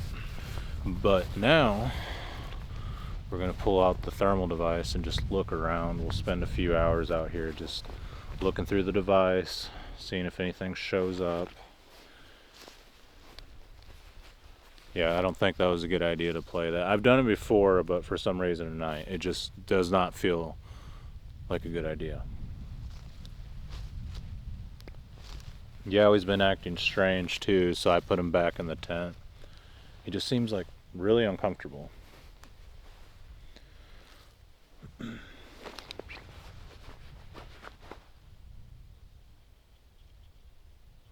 strange. I thought I heard like a chirping, clicking sound. I don't know how to describe it. Like a weird vocalization.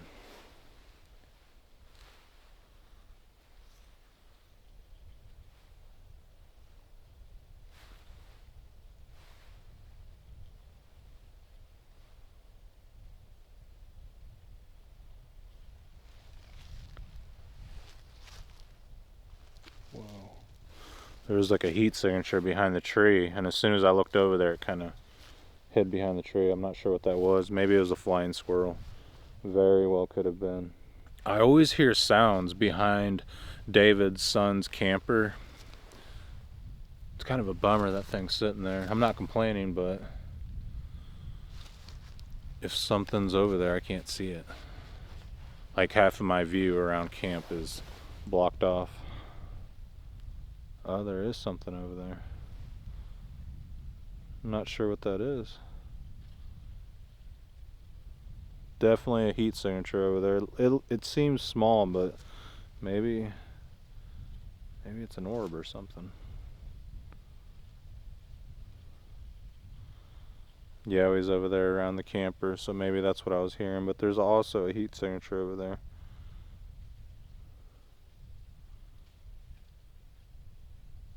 Weird. I keep hearing like clicking sounds in the tree limbs or on the trees. I'm not sure what it is. Oh man. This is the first time ever this thing's acting funky, so I'm gonna shut it off and turn it back on. I feel like I've had the most activity on this trip out of any other time that I've come to the killing fields. Like I said, I usually experience like three strange things that I can't explain, and on this trip I've had quite a bit of things happen. It seems like a lot of things happen when you're not ready though. Like you just see something, oh that was weird, oh that was strange, and when you're recording, just not a whole lot happens. I can't say that in every case, but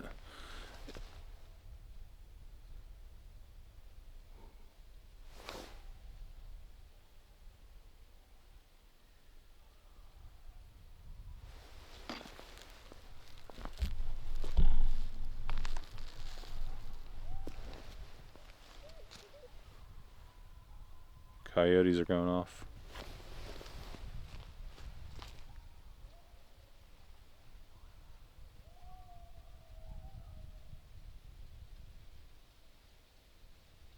Man, this thing is not acting right. If I don't fix this now, something's gonna happen and I'm gonna miss it. Dang it. Always something going wrong with electronics. I'm really getting sick and tired of electronics, honestly. They just keep breaking down on me. So there was someone from this town in the comments recently that said they heard some vocalizations that they can't explain that really sent chills down their spine. I don't know if you watch this, but if you do, contact me or David. We'd like to hear about where you heard these strange sounds and kind of what happened. Definitely interesting. Somebody else in the comments before deer season said, oh, there's going to be a lot more Bigfoot reports after this deer season, and I agree with that. I totally agree. And there certainly was. It's definitely dark as heck tonight. You guys see that darkness? It's so dark.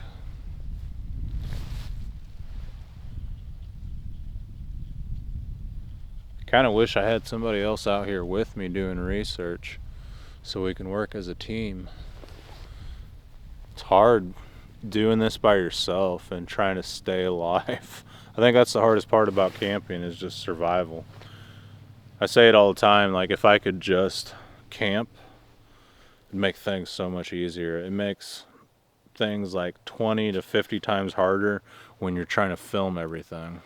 Man, David's dusk to dawn light always gets me. I'm like, what was that? What was that? You can see it far off in the distance through the trees this time of year. Let's do a Bigfoot howl and see if that brings in anything. I doubt it will. Usually the vocalizations don't work out here. The other day,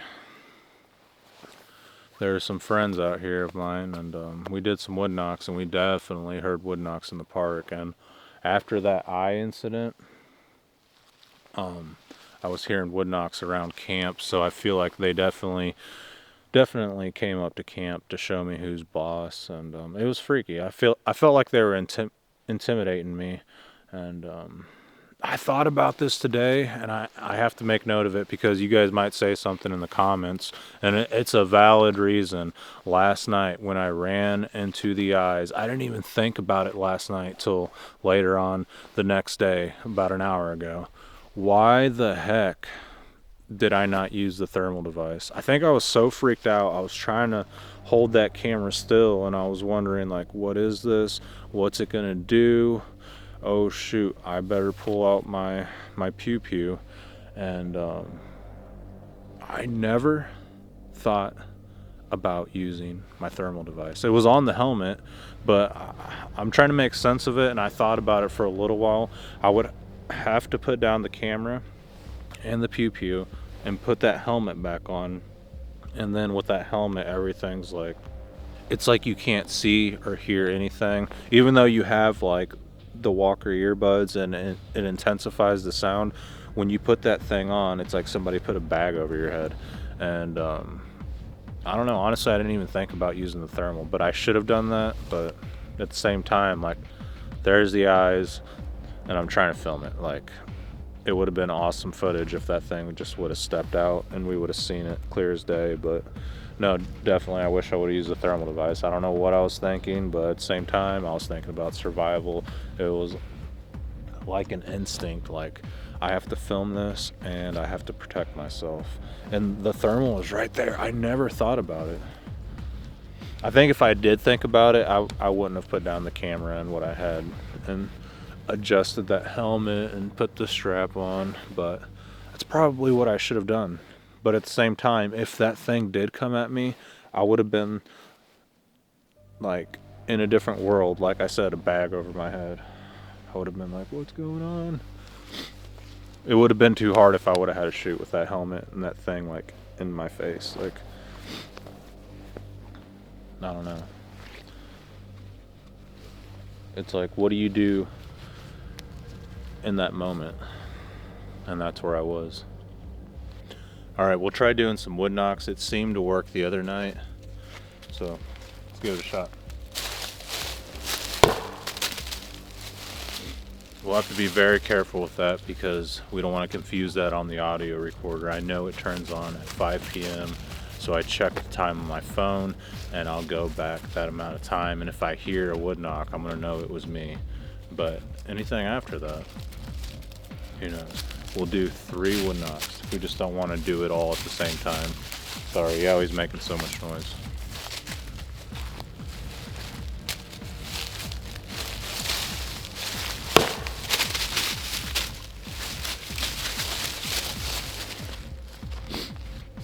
All right, we waited a few minutes.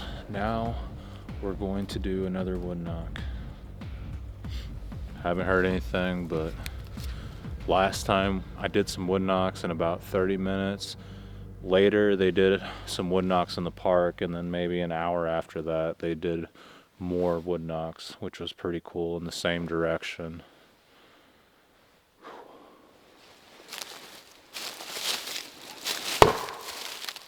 That was a solid knock. I got a major headache. I don't know why. I've been drinking a lot of water, so I don't know what could be the cause of that, but I have been out here for a while now, and it'll drain you for sure. Like, I'm totally not a night owl. I have like a routine, a schedule, and staying up late night after night can really be draining, and just moving around consistently from the time that you wake up till the time that you go to bed, it's just really hard. And tomorrow I'm packing up. Like, I'm not doing any research, but it takes all morning, sometimes mid-afternoon, until I get everything done, and then I have to drive a long distance to get back home. And once I get back home, I have to unpack everything, wash every single dish, organize everything where it's supposed to go, And by the time I'm done, the entire day is over. And then I have to take all these files the next day after that and put them all on my computer, organize everything from every single camera, and that takes forever. And then I have to edit everything, which takes like an entire week on its own. So by the time I'm done with one research trip, it's already been half a month. Like half a month. And then I still have to catch up to all the emails that I missed when I was here and all the comments from the videos, which I've really been slacking on because I've been trying to make more content and I can't get to everyone, and it's becoming overwhelming for sure. It's a consistent thing and it's overwhelming. People think that a channel's easy, that these videos make themselves, that my time should be directed towards them, and unfortunately this isn't about you, this isn't about me, this isn't even about the channel, it's about Sasquatch. And yeah, people reach out all the time, and I don't know, it's just like they want to consistently text with me nonstop, and some people are really draining. Most of the people I talk to are really good, but some people it's just like paragraph after paragraph after paragraph after paragraph text messages, and then like by the time I reply to one, it's just like they wrote an entire book, and the entire day they're just sending paragraphs, paragraphs, paragraphs, and it's like I don't have enough time to just sit there and text you. I don't even know who you are. But like I said before, a lot of people are really good. Like when they contact me, they're just really straightforward. They say, hey, I have an encounter, such and such happened at this national forest or in this area. They've been coming up around my house. I'd like to tell you what's been going on. And I call them, they tell me what's been going on. Simple. They log down the reports. But some people, it's just like, oh, I broke my leg today and my daughter hates me and my life's been really rough, and they just like try to tell me their life story. It's like, man, this is about Bigfoot. Like, I really feel bad for you, but like, I don't know you. I don't know you. Don't drop so much information. Like, maybe if we develop a friendship over time. And the best way that I develop friendships with people that contact me is when they tell me their story. I can relate to them, and it's like I want to ask them questions like, hey, when they did this, how did that make you feel? Like, what exactly did you see? And like, we're able to connect. But some people reach out and they're just like, yeah, they dump their life story on me, and I'm like, I don't know you. I don't know you. I feel bad for you, but I don't know you. But the problem with that is like, you become like an emotional support system for people you don't even know. And I get it, people are lonely, they get excited when they talk to me, but just make sure when you contact me, it's all about Bigfoot. We gotta stay professional out here, and I'm looking to log down reports. And I can't say like I'm not looking to make friends with people, because I am, but at the same time, you can get to know me by sharing your report and talking about Bigfoot. Like, we got to stick to the narrative, to the point of contacting a Sasquatch podcast. But anyways, that's my rant for tonight, and I'm sticking to it. But no, what I was getting at is, like, these videos take a long time to make, so don't think that I'm just ignoring people, whatever. Like, people contact me. There's a lot of good people that contact me. It takes me forever to get to them. I'm sure they're like, damn it, Sasquatch theory. That guy never contacted me. And I apologize. I'm probably out in the woods somewhere with no service doing what I do. So I will get back to you. I tell everyone that contacts me, I appreciate your patience, your understanding, and I assure you I will get to you. It might take a couple weeks, it might take a couple months, but I guarantee you I will contact you. So don't think I won't. I haven't forgot about you.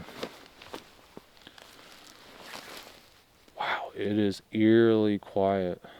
Like, it's super quiet. Tonight would have been the night to walk down in the killing fields. Last night it was super windy. The weather was horrible. It was freezing cold. And here's the strange thing. Like, I've been out here for so long that the teens or the low 20s feels warm to me. And I know I got all this clothes on, but like earlier I was walking around in like a t-shirt or like a hoodie. But I've also heard people that develop hypothermia, they start stripping off clothes because they think they're hot. I was kind of worried there for a while, a few days. I was like, oh my gosh, how's this freezing cold weather warm to me? Like, I got these layers on. All I have is like this thin coat and like this thin jacket underneath. I don't have like this big puffy coat. It looks puffy because I got those layers on, but it's not. I have like my pockets stuffed with gear, and yeah, there's not really much here other than body fat. I got a lot of body fat. I think that's what's warming me up. I don't know. Running into that thing last night freaked me out. I haven't felt right ever since. I don't know how to describe it. I just kind of feel like empty. Well, I've always felt empty, but I feel like drained. Told you guys it was like a feeling of doom, of dread, and like my soul left my body. I don't know what it was. Maybe it did like hit me with infrasound. Some people say I got zapped. Maybe that's what happened. Who knows? I rarely use the term zap. Like, if you guys watch the channel, ever hear me talk about Bigfoot, I don't really talk too much. I don't really talk much about being zapped or mind speak. I know a lot of people on the channel. A lot of people talk about mind speak, but rarely does being zapped comes like that. That rarely comes up. But maybe that's what happened to me. I think zapped is just such a lame term. Like, I definitely like when people use being hit by infrasound. Like, that totally makes more sense to me. Zap just feels like a word that the Bigfoot community made up. There's a lot of, I don't know, lame terms that the Bigfoot community uses. Mind speak. You mean telepathy? Like, mind speak is just something that you made up. Not like a certain person, but like the community as a whole. It's like you just took one thing and renamed it. Kind of like werewolves, like dog man. It's like, no, you mean a werewolf. Like, that's what it's always been, and all of a sudden it's new in the cryptid community. I mean, years ago, and they just renamed it Dogman. Dogman sounds lame though. It really does. It's like Catman, Squid Man, Shark Man, Reptile Man. I don't know, it sounds lame to me. We're gonna have to change that in the cryptid community because I don't like Dogman.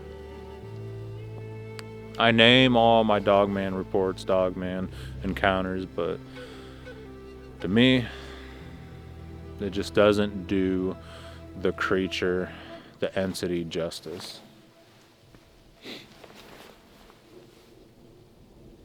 I will say, when I ran into Bigfoot, I thought, man, there really are these unknown hominids, humanoids, undiscovered primates out in the woods.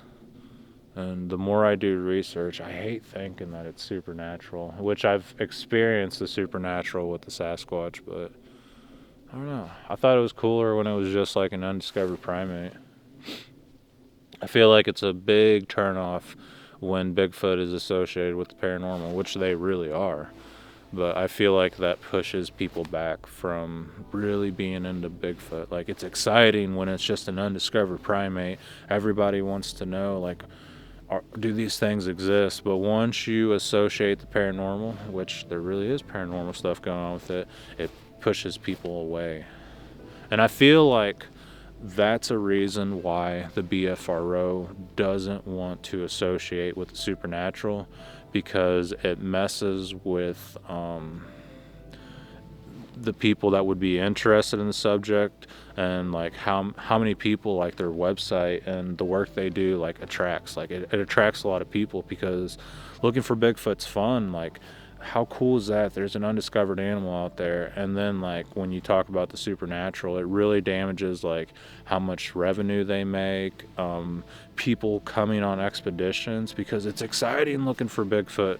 But when you tell people, oh, by the way, we're looking for the paranormal, we're looking for something supernatural, I feel like all of a sudden people are gonna like not join these expeditions, because it's like, I don't want to do that. Because there's a lot of people that are like go into it like faith-based, like they believe in God, and they also believe that God's mysterious and there's animals that haven't been discovered. God's planet is huge, and you know, there's a lot of mysteries on this planet. There's animals that are being discovered all the time, but once you say the supernatural, it's just like everyone just like backs off. So I feel like that could be why the BFRO just says we don't want that associated with what we're trying to do, because it's true, like the videos that I make where it's just like this undiscovered primate, they do so good, like the views and the attention that it gets. And then like the videos where I talk about the paranormal, it's just like the views just drop. I've noticed that, but it's like, am I doing this for views, or am I doing this to actually speak the truth? And I choose truth, but it damages my channel. I'm like, man, that video was awesome. That podcast was awesome. I can't believe this person saw this thing with red eyes and it had horns, and this lady saw a goat man, and it kicked down the front door, and they're inside this cabin, and her and her family were all screaming, and this goat man's screaming at them. Like, that's scary. Like, that terrified me. But like the views, like they're just not there for those sort of reports. I remember this lady, Stacy from Oregon. She was driving on this highway in the middle of nowhere in Oregon, and they were seeing deer. There was deer standing on the side of the highway. I'm guessing it was mule deer. And they saw this one deer, and when they drove past it real slow, the deer looked over at him, and it was standing up on two legs, and it had a snout like a horse, and it had these glowing red eyes, and it had huge horns, and it was standing up on two legs. The legs were like deformed and bow-legged, and when she was telling the story, she just started bawling. Like, I felt so much pain for her. Like, I could tell that what she encountered was real, and I could feel the emotions coming from the depths of her soul. And I thought, man, this is going to be like one of the best encounters I've ever had on my channel. And like, it got views, but it didn't get the views of the undiscovered primate. Like, I was driving down a county road, and this big hairy hominid creature walked in front of my vehicle, and it disappeared in the woods. Boom, views go up. That's just how it is. Guys, I freaked myself out talking about Stacy's story of seeing a WENDIGO.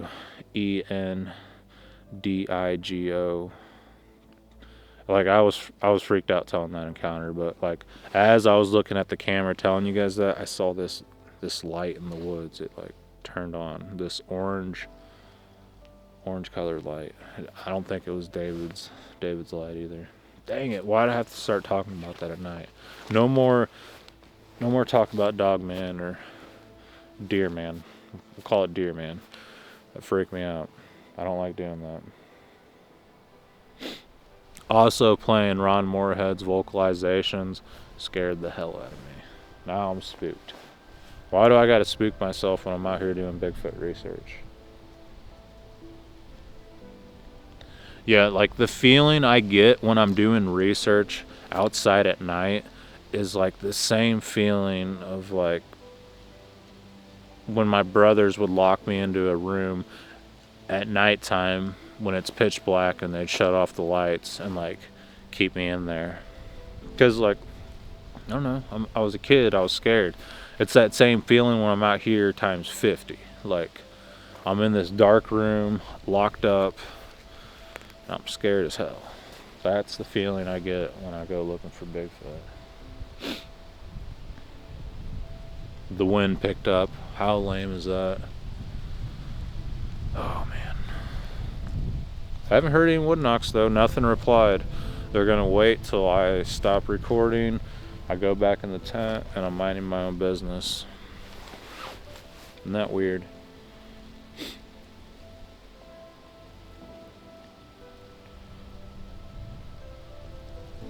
If you don't believe in Bigfoot, then F you. I'm just kidding. I completely understand the people that don't believe in Bigfoot. Like, it seems highly unlikely that these creatures can exist out there, and that we've gone this long. It's 2026. There's so many trail cameras out there. There's people all over the forest. Like, something like this should be discovered, right? Man, it started sleeting. Weird. Okay, so over there I can see stars, and over here it's cloudy. But it started snowing. It started spitting out snow. Dang it. Okay, I heard a howl over here. Oh, I'm hearing stuff. I was getting ready to call back, but then I heard something over there. So something over there, and then something over there. I don't know what it was. Alright, the weather's about to go to crap. Dang it. Yep. How lame is that? Why?